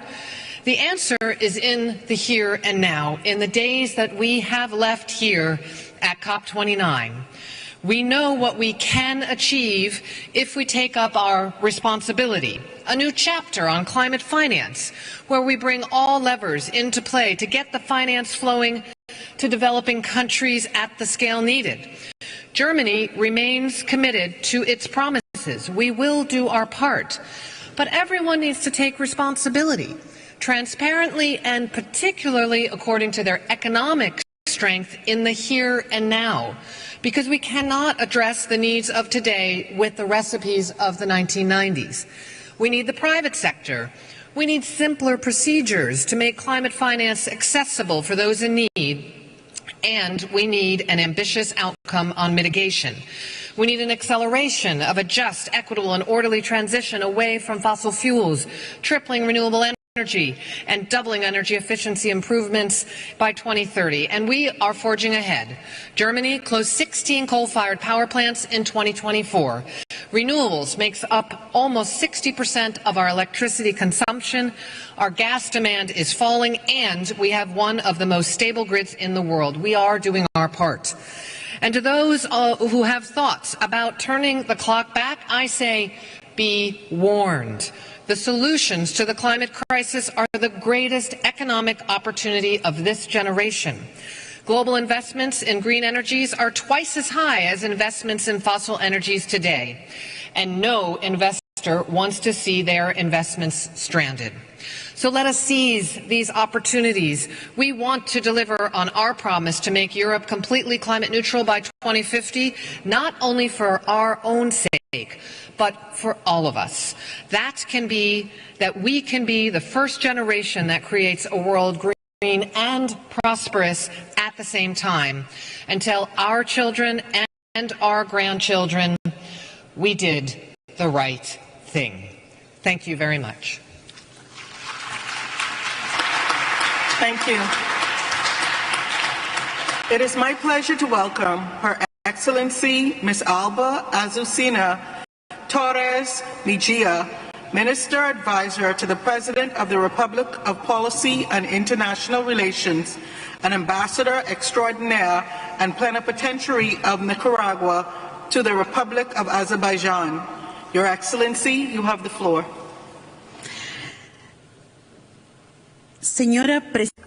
Madam President, our delegation has the honor to convey warm and fraternal greetings from the President of the Republic of Nicaragua, Comandante Daniel Ortega Saavedra, and Vice President Comrade Rosario Murillo, to all the countries in attendance, and especially to the people and government of Azerbaijan for their hospitality.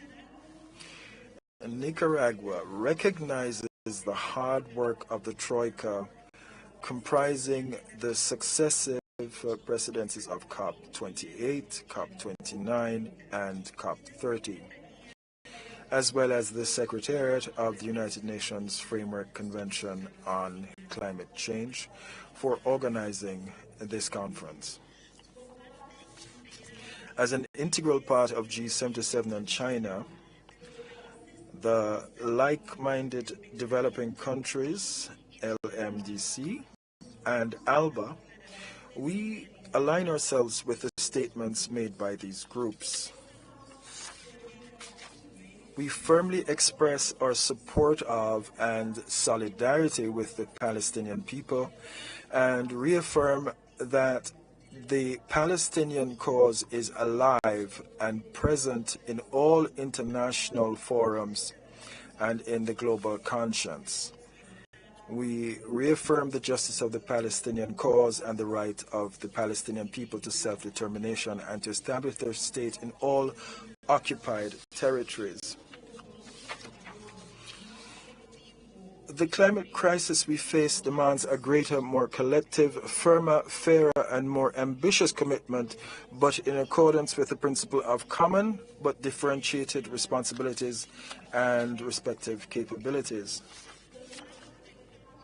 The ravages of climate change continue to worsen, and although Nicaragua is not responsible for climate change because we only emit 0.06% of total greenhouse gases, we are, however, suffering harsh impacts from extreme, which is causing grave loss and damage equivalent to 8% of our GDP, and with catastrophic consequences on our people, especially the poorest of our people. As expressed by our Vice President of the Republic, Comrade Rosario Murillo, what they refer to as climate change is no longer climate change. It is destroyed land. It is our Mother Earth, which we have stripped of its protective and natural elements. It's our plundering and desire to take everything in exchange for nothing, and as a result we are left with the consequences, and this is what is producing these phenomena that we're now referring to as climate change. There is no doubt that the root of the climate crisis is the responsibility of the large capitalist economies, mainly Western powers that apply and expand destructive models of production and consumption. It is therefore imperative that developed countries, mainly those in the global north, comply with the goal of reducing emissions by 50% by 2030 based on their historical responsibilities.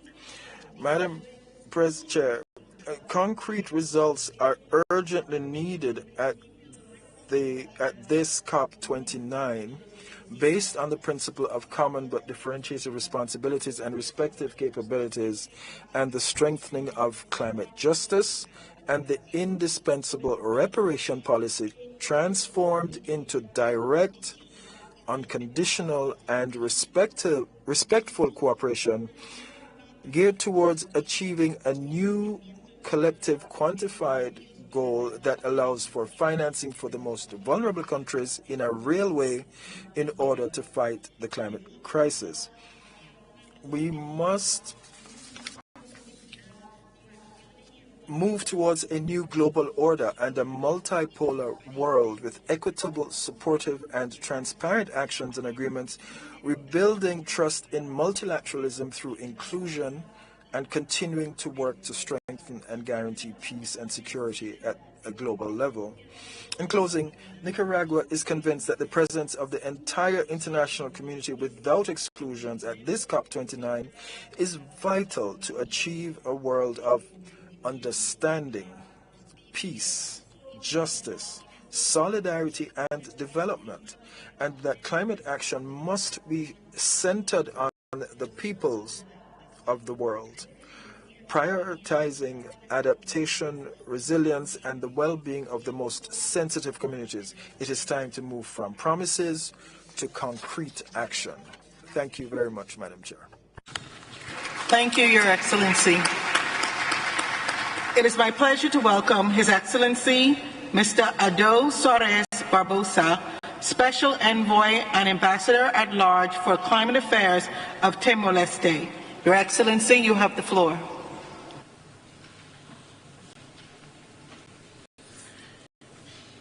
Thank you, Madam President.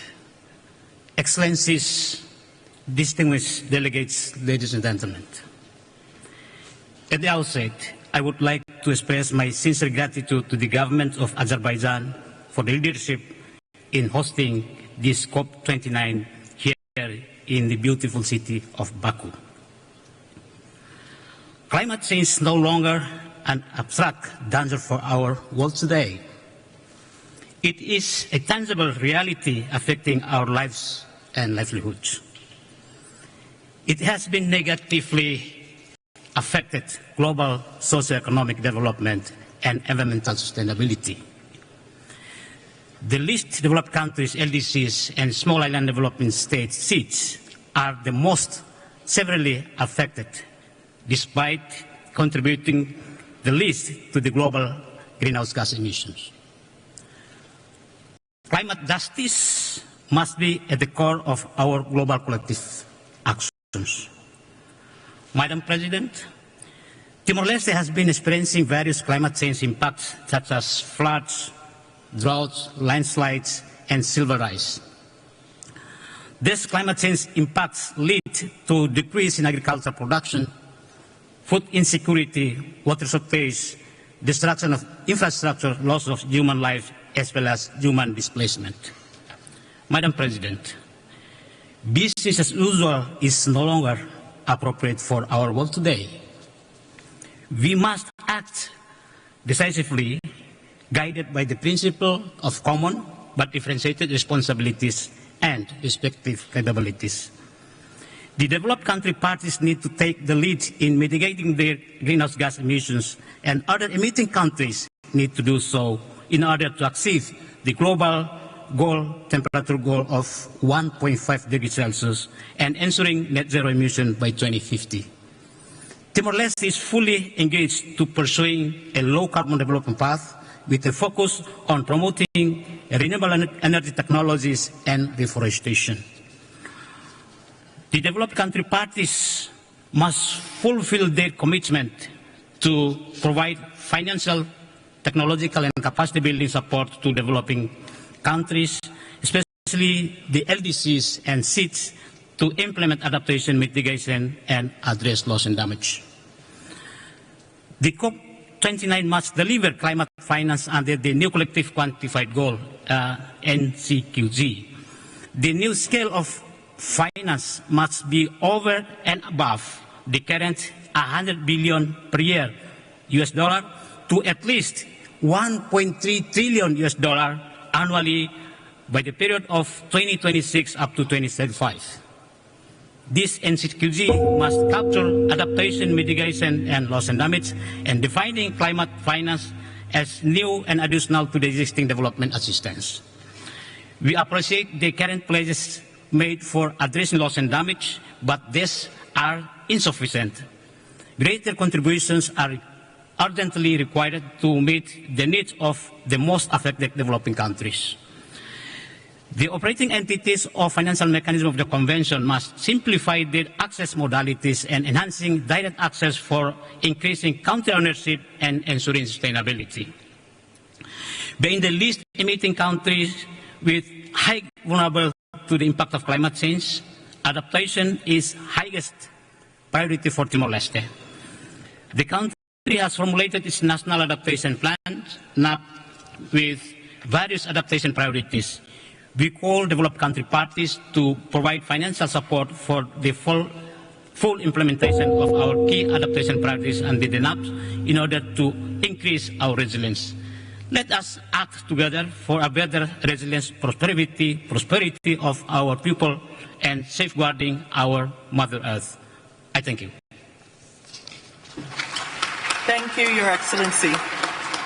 It is my pleasure to welcome His Excellency Mr. Gideon Bahar, Ambassador, Special Envoy for Climate Change and Sustainability for the State of Israel. Your Excellency, you have the floor. Hello. Madam President, ladies and gentlemen, Shalom. At the beginning of my statement, I would like to express our most sincere appreciation and gratitude for the government and people of Azerbaijan for hosting us all for this conference.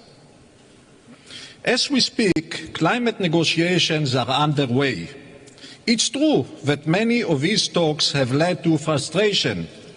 Key issues remain unresolved, and it often feels like we are taking 2 steps forward and 1 step back. But let's not lose the bigger picture. The science is clearer than ever. Human activity is driving the climate crisis, and this is the critical decade to act. Every country must enhance its climate plans, its NDCs. We all know the direction: reducing emissions, investing in clean energy, and embracing the technologies of the future.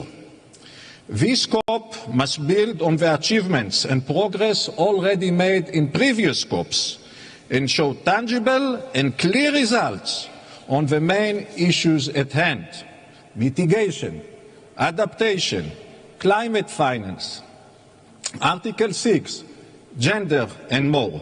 This is the only way to reach transformation and make the necessary progress towards saving our planet.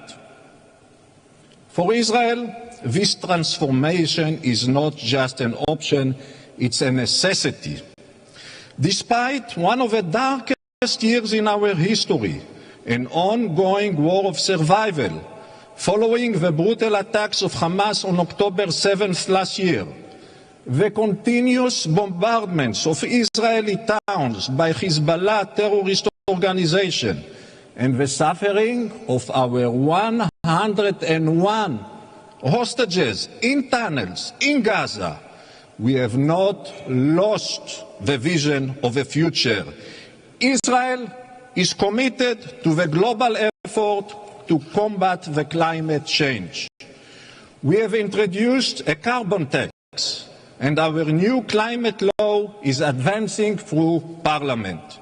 Israel has brought to Baku 20 cutting-edge climate tech companies that represent Israel's thriving climate innovation for clean energy, sustainable agriculture, food security and water technologies.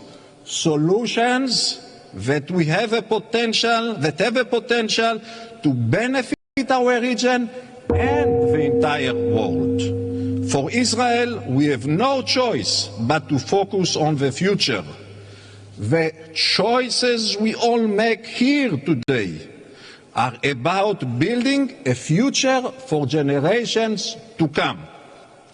We must act together with urgency, with hope, and with a solid belief that we are building something far greater than the challenges we face.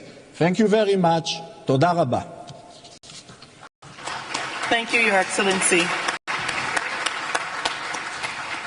It is my pleasure to welcome His Excellency, Mr. David Ati Tiebo, Ambassador of the Republic of Kiribati to the People's Republic of China. Your Excellency, you have the floor. Thank you, Madam Chair.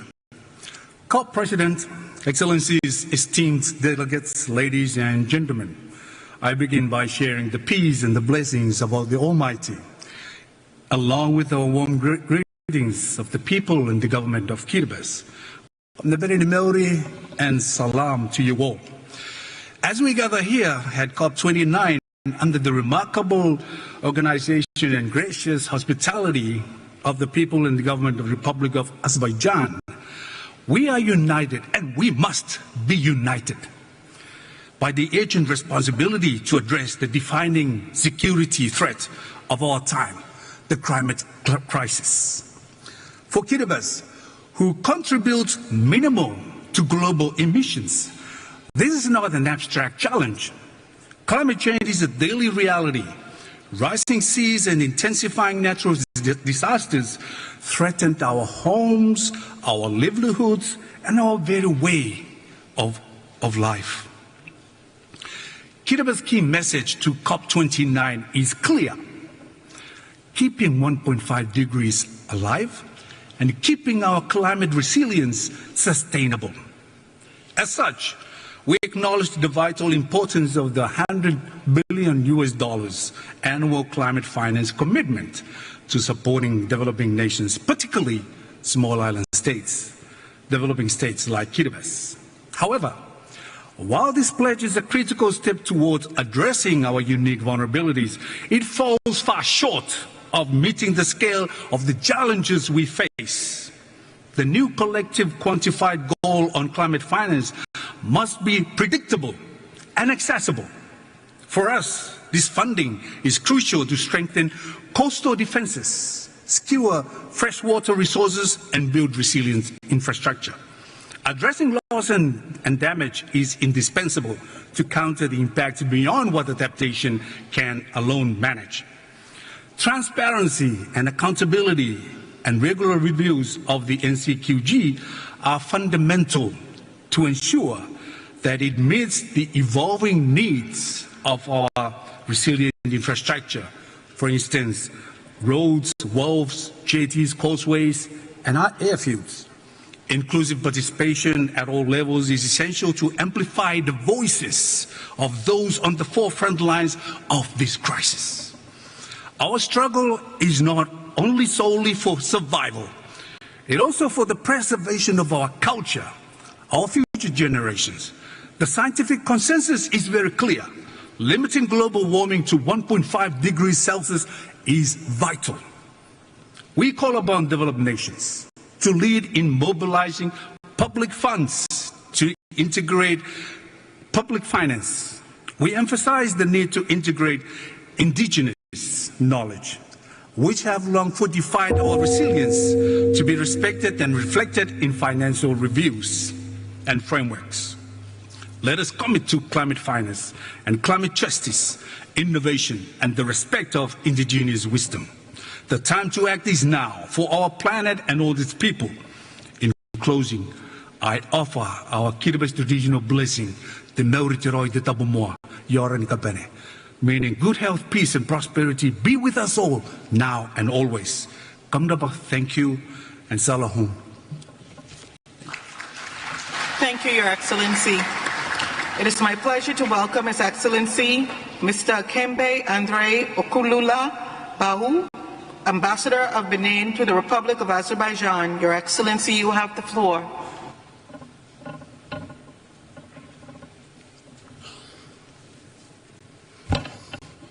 Merci bien, Madame la Présidente. Thank you, Madam Chair. Ladies and gentlemen, heads of delegation, ladies and gentlemen delegates, I would like, first of all, to convey to the President of the Republic of Azerbaijan, Mr. Ilham Aliyev, and his government, and the fraternal people of Azerbaijan, the gratitude of the President of the Republic of Benin, His Excellency Patrice Talon, Head of State and Head of Government, for the outstanding organization of this important event, and also for the quality of the welcome and the wonderful working conditions made available to the participants. Your Excellencies, ladies and gentlemen, this current encounter is for us an opportunity to focus our efforts on the content to be given to the first global stocktake and the new collective quantified goal on climate finance, as well as adaptation, energy transition, and solidarity between the countries of the North and the countries of the South. It is my wish that we will see the continuation of the collective surge and political drive which have made it possible to make major progress in the implementation of the decisions of previous COPs, so that the discussions at COP29 in Baku may end successfully. Your Excellencies, ladies and gentlemen, the sixth assessment report of the IPCC demonstrated to the international community the path which has to be followed for our planet to have a future. This report has confirmed that most of our African countries are facing a colossal challenge which calls for a collective paradigm shift, subsidizing the energy needs of our populations that are expanding rapidly demographically, and guaranteeing food security at the same time. We have to undertake decarbonization of our economies and adapt to the consequences of climate change. It is in this context that Benin, having developed its strategy for a low-carbon development, which incidentally is being reviewed, has established the Benin Council for Sustainable Development, which is chaired in person by the head of state. This Sustainable Development Council is a strategic body for regulation and monitoring for sober carbon development. And indeed, we have revised upwards our NDC, which is currently being worked out, in order to demonstrate our good faith and our commitment to humanity as a whole in respect of effective implementation of the Paris Agreement. Benin, with the creation of the Carbon Project Registration Authority to monitor and ensure good governance of all carbon projects launched within our borders, whether they come from national initiatives or external projects, has made a decisive step in this direction. My country, Benin, is taking every possible step nationally and is resolutely endorsing initiatives internationally to rise to all the challenges and to contribute to mobilizing defining investment to guarantee true transformation structurally of its economy. Africa must establish a robust platform for the carbon market transactions for its development and to attract innovative private funding. Ultimately, the issue at stake is the success of these negotiations, which must mean effective climate justice, which repairs the damage inflicted on Africa. And I would like to call on all stakeholders in the Convention to demonstrate understanding and to give up positions which might lead to counterproductive inflexibility. Long live international cooperation. Thank you. It is my pleasure to welcome Mr. Young Chol Ju, Consular Permanent Mission of the Democratic People's Republic of Korea to the United Nations Office and other international organizations. You have the floor.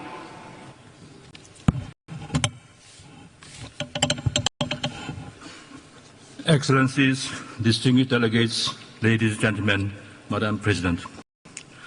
On behalf of the delegation of the Democratic People's Republic of Korea, DPRK, I would like to congratulate Mr. Mukhtar Babayev on his appointment as President of COP29, and I would look forward to fruitful outcome of the conference under his able leadership.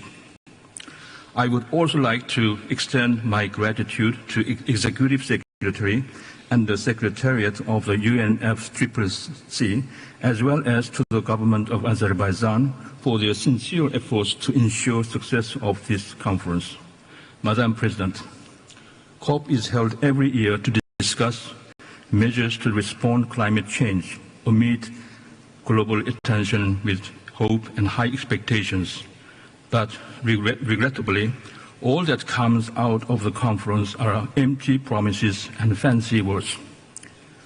As reported by the UN Emergency Appeal in July, thousands of people lost their lives this summer due to rising temperature, and hundreds of millions suffered from direct or indirect impact of hurricane, high temperature, drought, and torrential rain.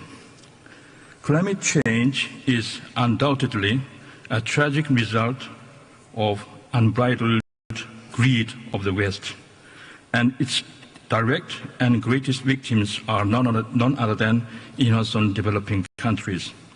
Under the Paris Agreement, developed countries are committed to provide $100 billion annually to developing countries. And this issue has been a core agenda at COP session every year. However, the West failed to deliver its promise. It has been over 30 years since UNFCCC was adopted on a scientific basis and entered into force, but some state parties still insist that the climate change is a fiction invented to ruin their luxurious life and economy. And they even talk about withdrawing from the convention. These countries should abandon their narrow-minded and selfish attitude of turning a blind eye to the reality of climate crisis. The recent unprecedented flood in Spain is a clear example demonstrating that even Western countries are not safe from the impact of the climate change. The United Nations and the Secretariat of UNFCCC should speed up establishing practical and institutional mechanisms to implement Paris Agreement, such as matters related to loss and damage fund, and actively promote global climate change action.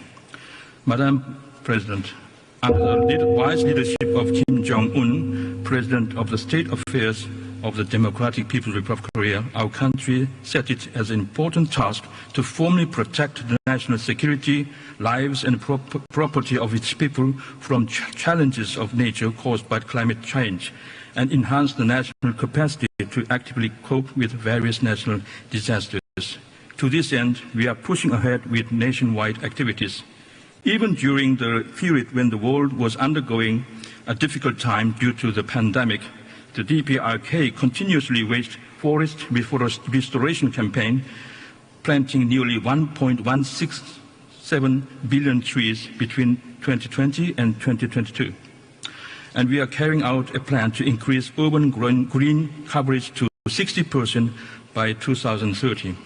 Efforts are directed to national level to increase renewable energy production, such as wind, tidal, and solar power. In addition, we formulated a mid- and long-term green growth plan that sets out future goals and ways to achieve it for the transition of domestic economy to a green economy in the near future, and material and technological preparations for its implementation is underway.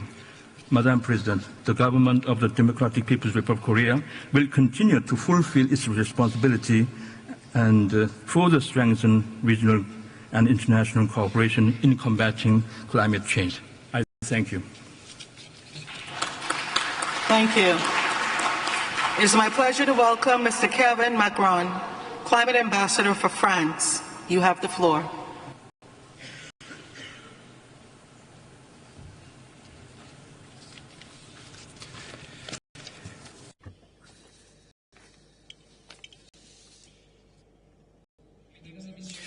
Ladies and gentlemen ministers, ladies and gentlemen ambassadors, Executive Secretary, ladies and gentlemen, we all know that collectively we are not on the right track to meet the goals of the Paris Agreement, whose 10th anniversary we will mark next year.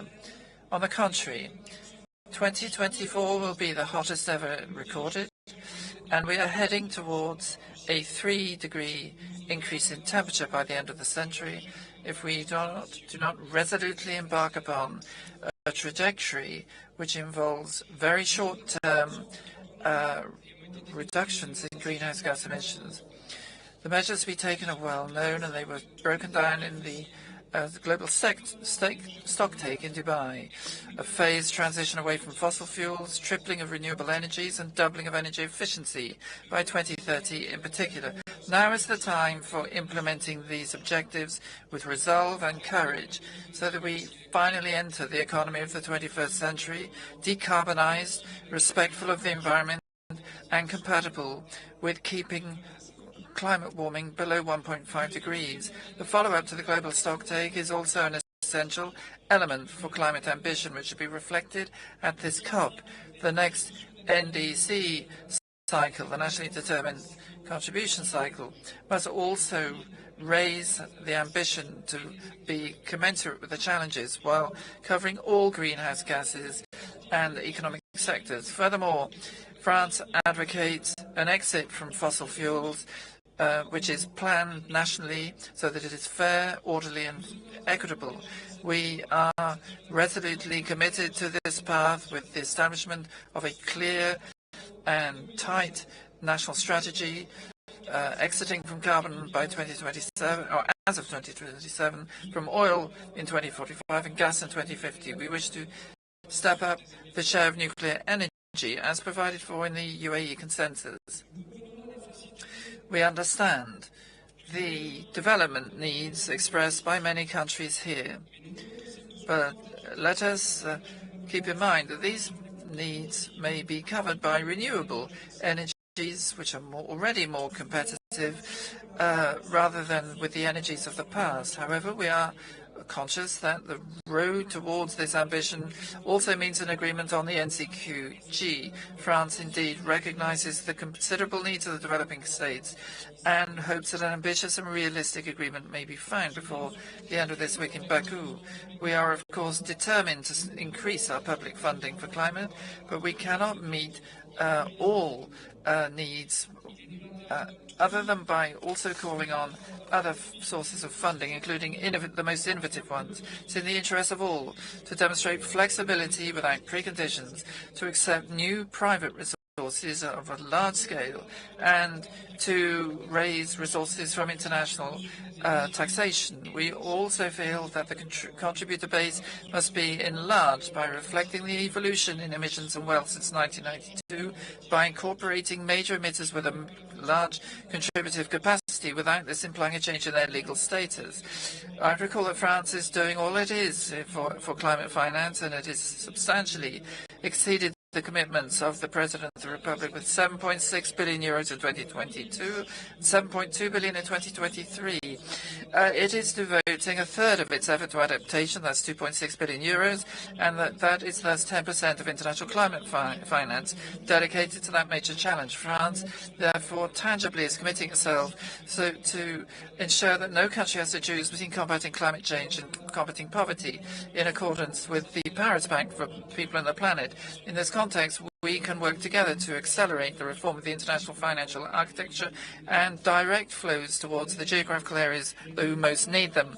Ladies and gentlemen, the results of the first week of COP29 are disappointing and troubling. No progress has been made on most of the key issues, and we now have longer and more complex texts, which will make decision-making even more difficult. France thus regrets that negotiations on gender and just transition have not borne fruit in the first week.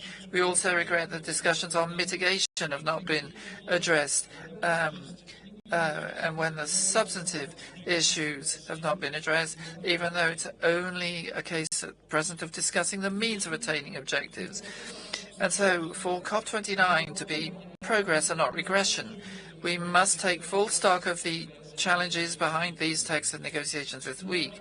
That implies raising ourselves to the expectations of populations who are awaiting solutions from us to the dramatic consequences of climate change, which each day are destroying even more of our forests, oceans and houses, and making living conditions on Earth more vulnerable. Given the scale of this task, we count on everyone's responsibility and spirit of compromise to overcome the deadlocks at present in the coming days, which will be crucial for the future of our action. Let us rediscover the spirit of the Paris Agreement and build on what brings us together, not divides us. Effective multilateralism must prevail, and it means that we have to rise above futile posturing to find together the parameters of a good agreement for the peoples and the planet. Thank you. It is my pleasure to welcome Ms. Catherine Stewart, Ambassador for Climate Change for Canada. You have the floor.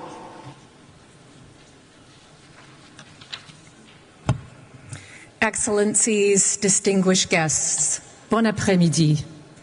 I am pleased to deliver this statement on behalf of Canada's Minister of Environment and Climate Change, Stephen Guilbeault. I would like to begin by citing a word of wisdom from an old Haudenosaunee proverb. In our every deliberation, we must consider the impact of our decisions on the next 7 generations. I raise these words to remind us that we are not just fighting for today, or even for tomorrow, but for a livable planet for those who will come long after us. The decisions we make and the actions we take today, now, matter more than we will know. This is the critical decade. Humanity is shattering climate change records every year, records we should not celebrate breaking. Together, we must seize this moment for real action. Canada comes at COP28 as a ready partner. We fully understand the importance and urgency of collective climate action. In addition to helping drive needed international efforts, such as the tripling of renewables and protecting 30% of lands and waters by 2030. Canada is also taking bold domestic actions to ensure we are building a strong future with abundant clean energy and healthy ecosystems. But to do this, we must unlock unprecedented levels of finance from all sources. Canada is working towards a transformative, new collective, quantified goal for climate finance to take us through the next decade and to support those most affected by the climate crisis, in particular LDC and SIDS. A goal anchored by public support that includes private sector mobilized and acknowledges efforts from other contributors. A goal that supports accessible investments that help communities adapt to climate change and promotes debt reform. Collectively, we must mobilize trillions, and this is our opportunity. That is what Canada is hearing from our partners. Developing nations, in particular SIDS and LDCs, are telling us what they need to make this work. They're telling us they need more finance, better access to funds, and reduced debt burden. That's one reason why Canada announced at the beginning of COP29, Gaia, a public and private finance initiative where 70% of projects will support adaptation. That's why we helped launch the Climate Finance Action Network at COP26, and why Canada is working with partners to advance the Bridgetown Initiative. Excellencies, communities back home expect that COP29 will underscore and advance mitigation action while providing support to those who need it most. All major economies, including Canada, must do more to keep 1.5-degree target within reach. We need our next NDCs to be ambitious and economy-wide. We urgently need to implement mitigation actions, including those agreed at COP28 and the global stocktake. For Canada, this includes phasing out coal, scaling up renewables, slashing methane emissions, pricing pollution, and putting in place a strong framework to reduce emissions while spurring innovation and economic growth for industries and sectors with high mitigation potential. Our oil and gas pollution cap and methane regulations aim to do just that. This directly responds to the COP28 GST outcomes. Nous collaborons avec des pays et des partenaires. We collaborate with our partners and countries around the world to accelerate the global effort towards a clean economy to conserve and protect our environment for future generations.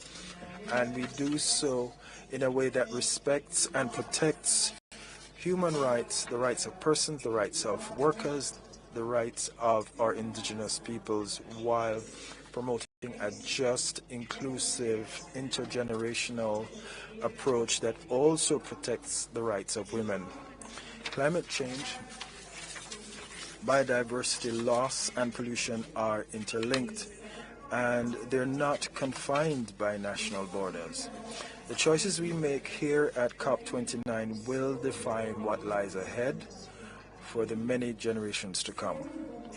Let us be on the right side of history and build a safer, more secure, and healthier planet for all. Thank you. Thank you. It is my pleasure to welcome Ms. Thureya Said Al-Saaria, Assistant Director General of Nature Conservation of Oman. You have the floor.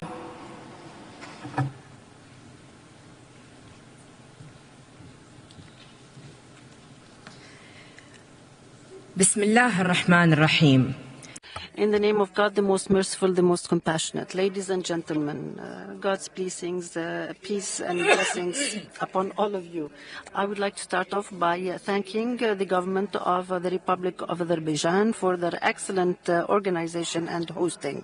We would like to thank them for all the services that they have availed by the government and the presidency of the conference in terms of services to ensure the excellent conduct of the conference activities, particularly the negotiation tracks. I would like to stand before you today to represent the Sultanate of Oman, a state that has always been keen to address the challenges of climate change. We believe that we have to understand the urgent need to finance the special efforts to counter climate change and to promote all action to ensure a resilient and sustainable planet for all. The Sultanate of Oman supports all international efforts to counter global warming.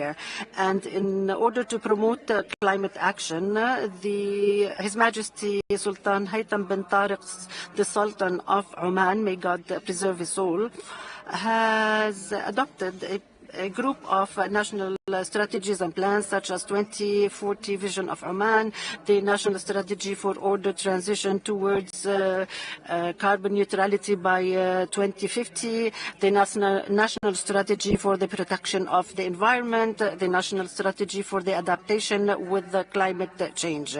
In addition to all this, the Sultanate of Oman has announced that a framework has been adopted for the issuance and registration of decarbonization certificates and a structure to attract green investments. Ladies and gentlemen, as you all know, that the current standards of climate change finance are not enough in comparison to the size of the current challenges, and we need to improve the ambitions when it comes to mitigation of greenhouse effects and emissions, and there is a need to inject more needs to increase the opportunities of developing countries accessing conciliatory terms of funds, and that there should be enough funds, international funds for developing countries, including Oman, to implement strategies of adaptation.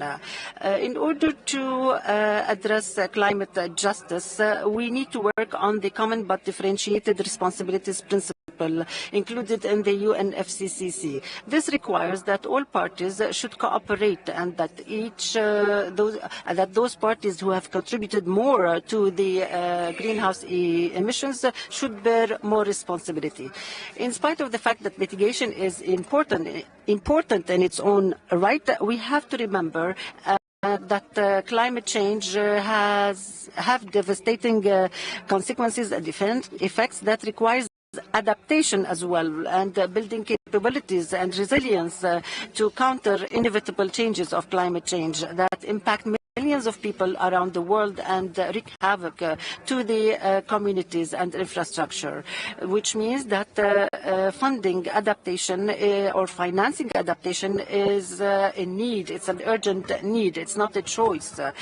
Transfer of technology and building capacities are also crucial to address climate change. Developing countries need clean technology and expertise related thereto. We need to bolster international cooperation to facilitate the transfer of technology and exchange of knowledge. Developed countries should support capacity building initiatives in order to enable developing countries to shoulder the responsibilities when it comes to climate action. As we all know that wars lead to ecocide and lead to the usurpation of all resources. This means that we should counter all our efforts to cooperate to stop these wars, to redirect resources towards sustainable and sustainability projects in order to enable us to work on climate action. Building peace builds sustainable development, builds a world that is more capable of addressing climate change and climate crises. The Sultanate of Oman has always been known for its efforts for spreading international peace, and that's why we call for the stopping of all wars in the world, particularly that launched by Israel on the Gaza Strip and Lebanon, and for Israel to stop its genocide against the Palestinian people. Thank you. Thank you. It is my pleasure to welcome Mr. Suleiman Charatonga, Additional Secretary, Environment Development, Ministry of Environment of Sri Lanka. You have the floor. Thank you, Madam President, distinguished delegates, ladies and gentlemen. It's a great honor and privilege for me to deliver this statement on behalf of the government of Sri Lanka. At the outset, Sri Lanka extends its sincere appreciation and congratulations to the government and the people of Azerbaijan for successful hosting of COP29 in this beautiful city, Baku, and their generous hospitality and warm reception. In the face of escalating climate impact, Sri Lanka stands at a critical juncture where concerted and strategic actions are imperative to safeguard its environment, economy, and the society. As a nation vulnerable to the adverse effect of climate change, including extreme weather events, shifts of precipitation patterns, and sea level rise, Sri Lanka recognizes the urgency of addressing climate change.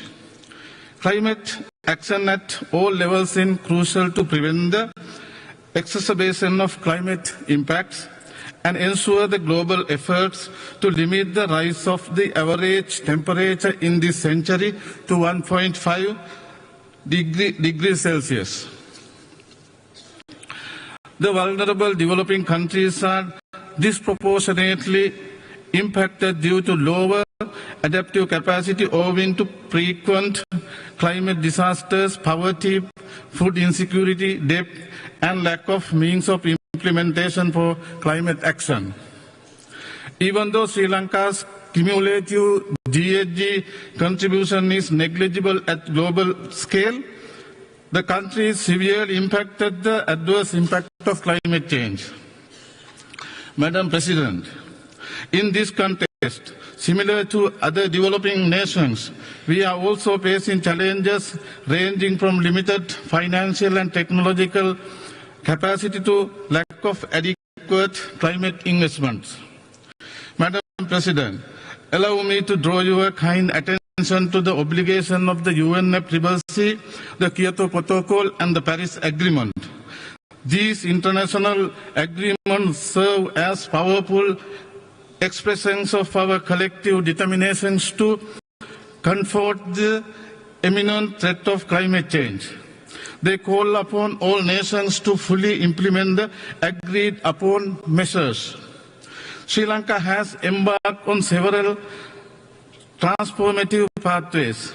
Our national policy on climate change was adapted in the last year, aligning with global development, country obligations, and national priorities.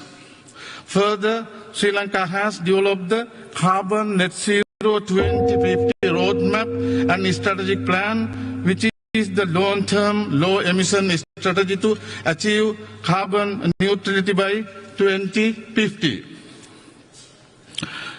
We will submit the post-biennial transparency report, keeping in line with Article 13 of the Paris Agreement to fulfill Sri Lanka's transparency engagement.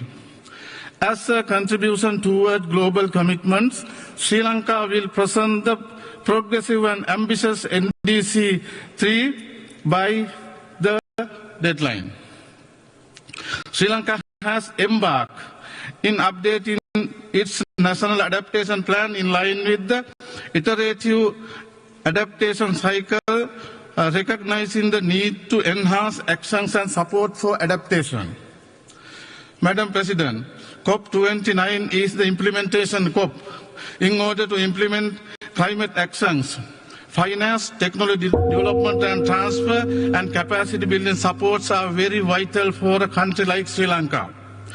At this COP, we have a unique opportunity to uphold the expectations of the current generation who depend on us to set the standard for climate sustainability and to fulfill our duty as steward of the next generation. Given the current trajectory, there may never be a greater opportunity or a more favorable moment. Let us not wait to do it tomorrow. Let us embark on climate action now. I thank you, Madam President. Thank you.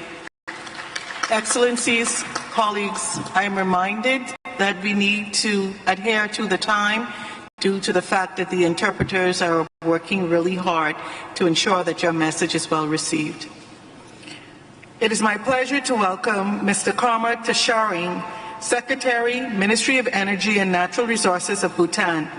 You have the floor.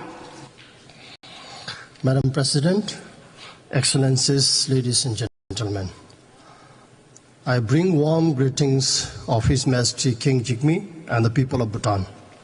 As we gather in this historical city of Baku, it is a profound honor and privilege for Bhutan and for me personally to address this distinguished high-level segment of COP29. At the outset, I would like to thank the government of Azerbaijan for hosting the COP29 and for the warm hospitality extended to Bhutanese delegation. I stand here representing a land deep in the Himalayas where reverence for nature is woven into the very fabric of our existence. Bhutan has long embraced the path of environmental stewardship, a commitment deeply rooted in our development philosophy of gross national happiness. Under the dynamic leadership of our kings, Bhutan has always demonstrated global leadership in environmental protection and conservation. We are amongst the first countries to pledge to remain carbon neutral, and we are strongly committed to delivering Sustainable Development Goals too. However, as confirmed by the latest IPCC and other reports, the slightest temperature rise will have detrimental effects on high mountain glaciers and cryosphere regions like Bhutan. For our mountains and its ecosystems, even a 1 degree centigrade rise would be detrimental. We are already witnessing and bearing the brunt of climate change despite our minimal contribution to it. Bhutan graduated from the LDC category in December last year.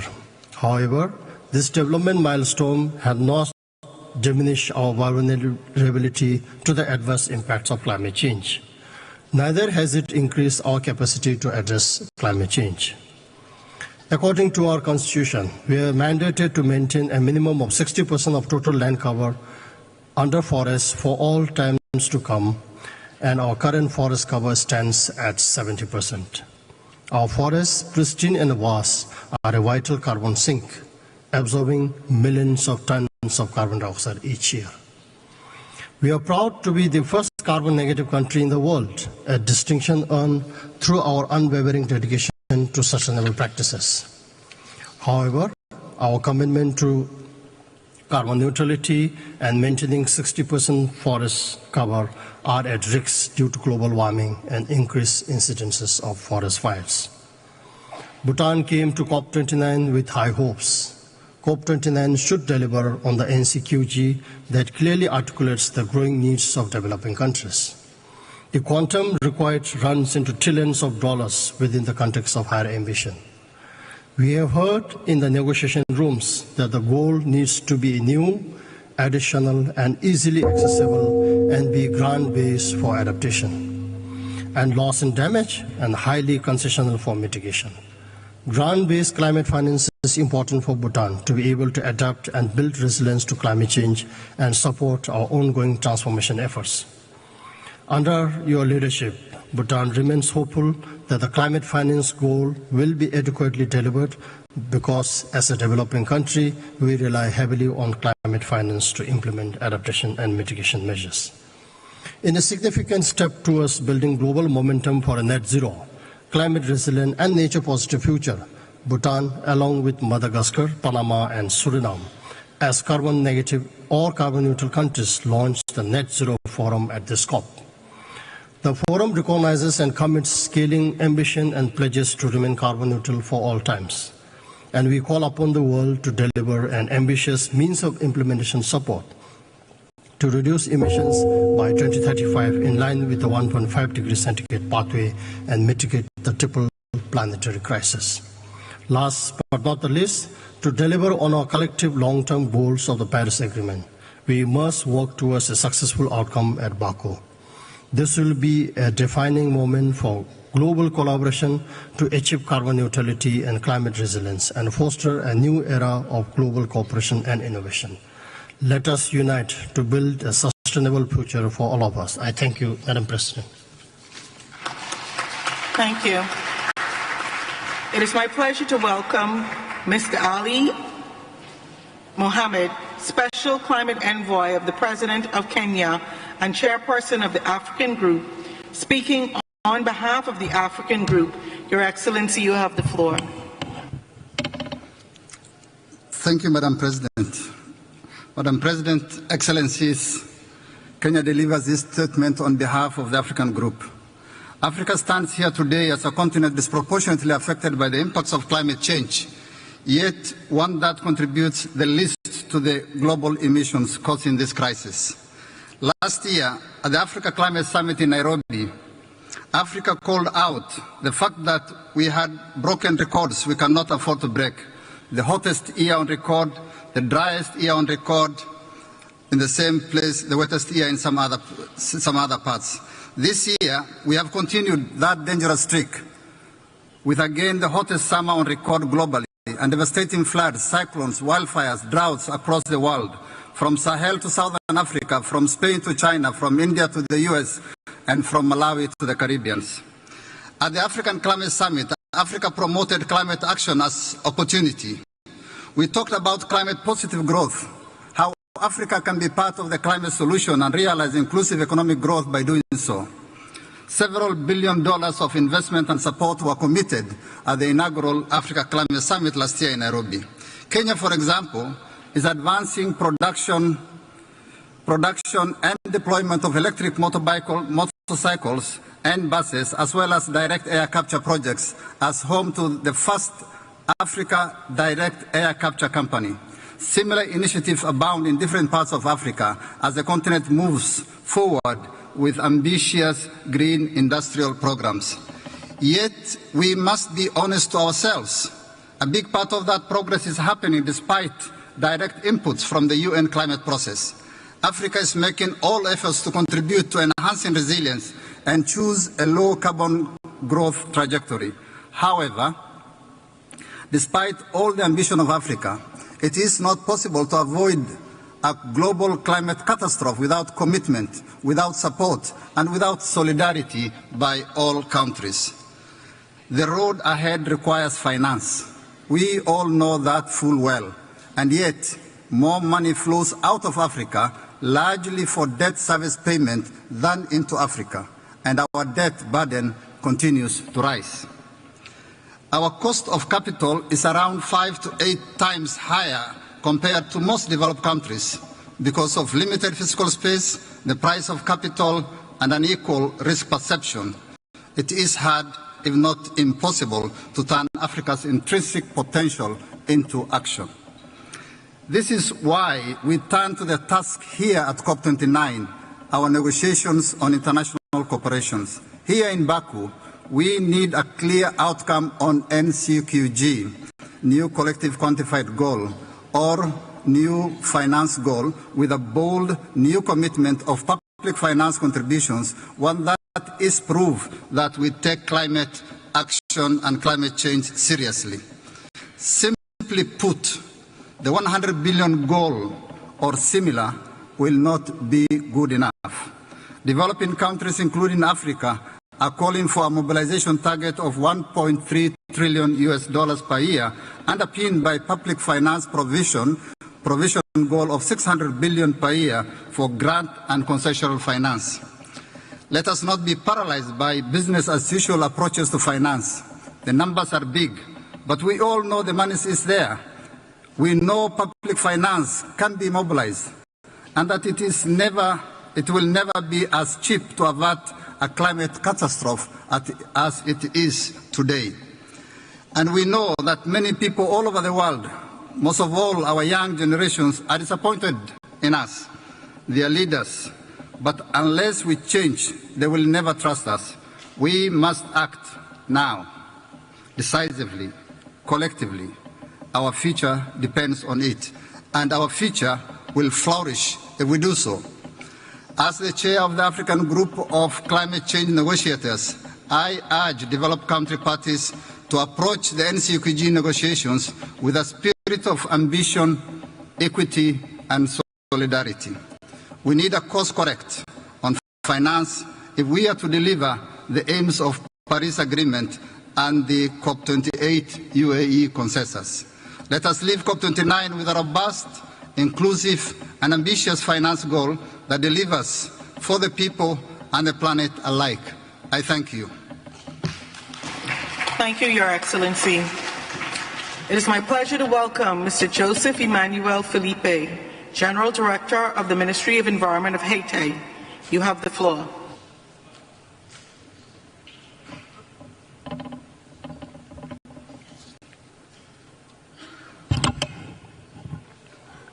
Madame la Présidente.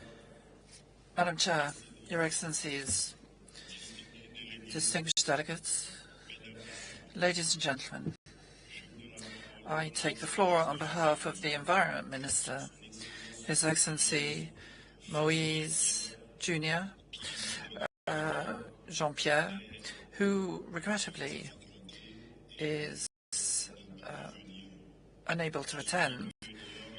I'm Ligue Edouard, the Director General of our agency. On behalf of the Transitional Presidential Council of Haiti, currently led by His Excellency Leslie Voltaire, and on behalf of the head of government and the people of the Republic of Haiti, I wish first of all to express our deep gratitude to the people and government of Azerbaijan for the warm welcome and remarkable organization of this COP29, which is being commonly called the financing COP. For Haiti, the 1.5-degree limit in the increase of global temperature is a question of survival. The impacts of climate change are already a harsh reality for our country. We can mention, for example, the displacement of more than 100,000 Haitian men and women following the disastrous flooding in 2023. Secondly, the rise in sea level affecting the islets of Haiti.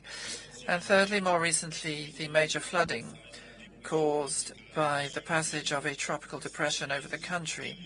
These crises graphically illustrate the extreme vulnerability of the small island developing states in the face of this climate emergency, to which they have contributed only 0.003% of global emissions. Notwithstanding these challenges, Haiti continues to play an active role through its contribution in combating climate change. Among other commitments in the revised and updated document entitled the Nationally Determined Contribution, we could in particular mention, firstly, increasing forest cover significantly to capture carbon and thus restore degraded land. Secondly, promoting renewable energies as an alternative to fossil fuel energy, counting, for example, by way of solutions on solar energy and wind energy. Thirdly, strengthening climate resilience, thanks to our first national adaptation plan, which, following a highly participatory and inclusive process, identified priority actions in essential sectors such as agriculture, water, healthcare and infrastructure. Madam Chair, for these ambitions to become a reality, Haiti needs financial, human and technological resources equal to the challenges posed by climate change. In this regard, we call, first of all, for rapid and adequate capitalization of the Loss and Damage Fund. Secondly, effective doubling of funding for adaptation by 2025. And thirdly, commitments to align all this climate finance with the 1.5 degree Celsius goal in order to guarantee a just and inclusive transition. Haiti commends the attention paid to these priorities and strongly encourages tangible results to strengthen international solidarity and to demonstrate that climate multilateralism can work.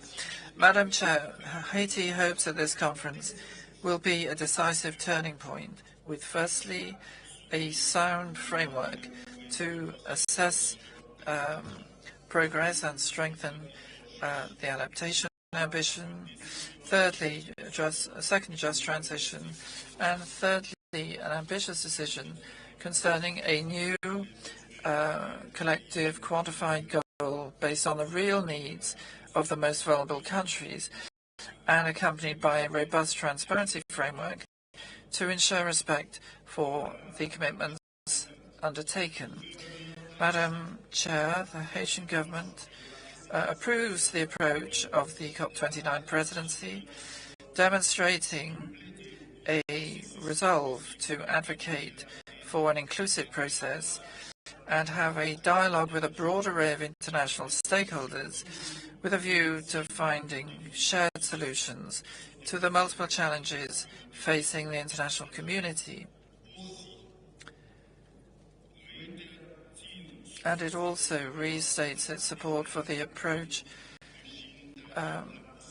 for affording the possibility of the Republic of Taiwan to contribute to the Convention and the Paris Agreement. We also wish to see professional and pragmatic participation and constructive participation of Taiwan at this 29th Conference of the Parties, as well as those to come, so that we can strengthen contributions to resolving climate change and moving towards a greener, more neutral world. Let us act quickly, well, and above all, together, in order to restore confidence in climate multilateralism and guarantee a safe and sustainable future for each and every one of us. Thank you. Thank you. I understand that there is a request for a right of reply.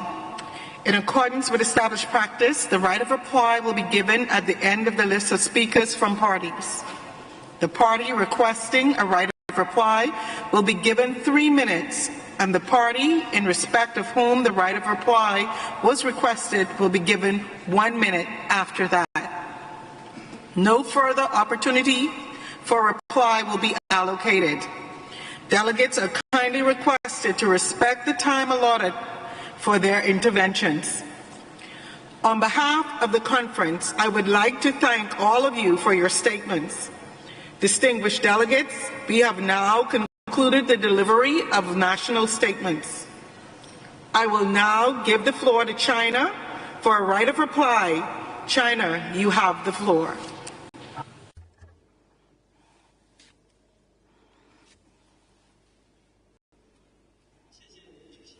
Thank you, Madam President. Distinguished President, China has noted that in the course of this conference, a few countries, in total disregard of the fact that Taiwan is an alienable part of the Chinese territory, have made much noises about the participation of Taiwan at the COPs of the UNFCCC. This is absolutely not acceptable. There is only one China in the world, and only one legitimate government to represent it, the government of the People's Republic of China. Taiwan is an alienable part of the Chinese territory. The One China principle is an universal consensus of the international community and a basic rule governing international relations. Since 1971, the adoption of Resolution 2758 at the 26th UNGA, it has resolved politically, legally, and procedurally, and once for all, the issue of representation of China, including Taiwan, at the UN. Any questions on the participation of Taiwan region in activities of international organizations must be addressed under the One China principle. The Chinese region of Taiwan has no ground, no reason or right to take part in the UN or other international organizations or international treaties that are only open to sovereign states. The UNFCCC is no exception. The Chinese government encourages local governments, private sector, and all strata of society to contribute to climate response and has made both efforts and arrangements to this end. In reality, the Taiwan region can definitely use the existing arrangement to contribute to the global climate action. Madam President, here at Baku, the conference is dealing with heavy tasks and a heavy agenda. We therefore do hope that related countries keep their focus on negotiations and strictly abide by the One China principle in order to jointly work towards a positive outcome of the conference. We should refrain from deviating the meeting agenda with external elements which can only disturb and hinder the progress of the conference. China requests officially to put on the record this statement. Thank you, Madam President. Thank you, China. I understand that there is another request for a right of reply. I will now give the floor to Russia for a right of reply. Russia, you have the floor.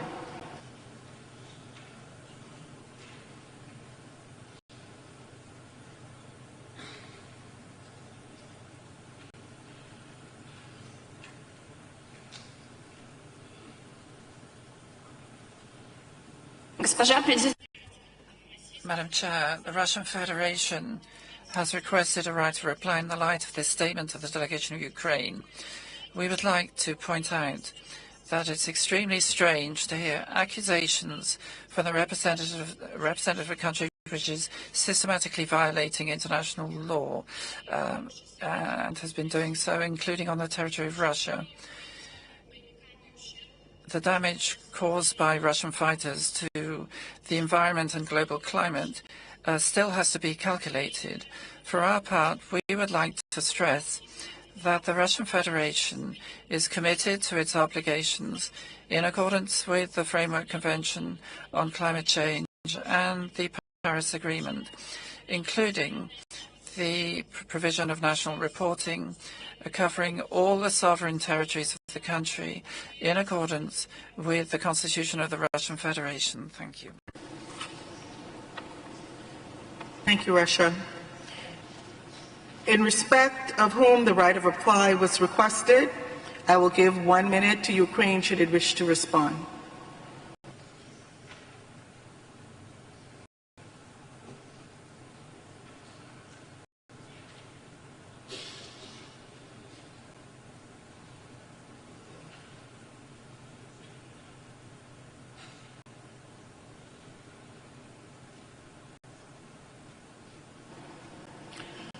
Delegates, we will hear statements from observers today at 1500 in this plenary.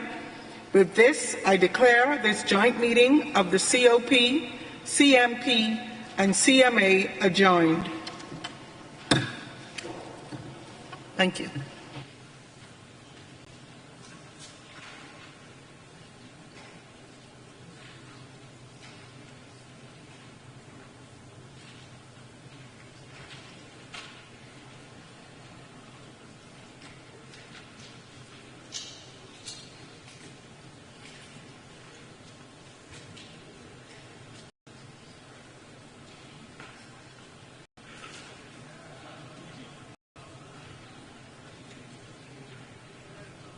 Nicholas, we see you again. Yes. Thank you.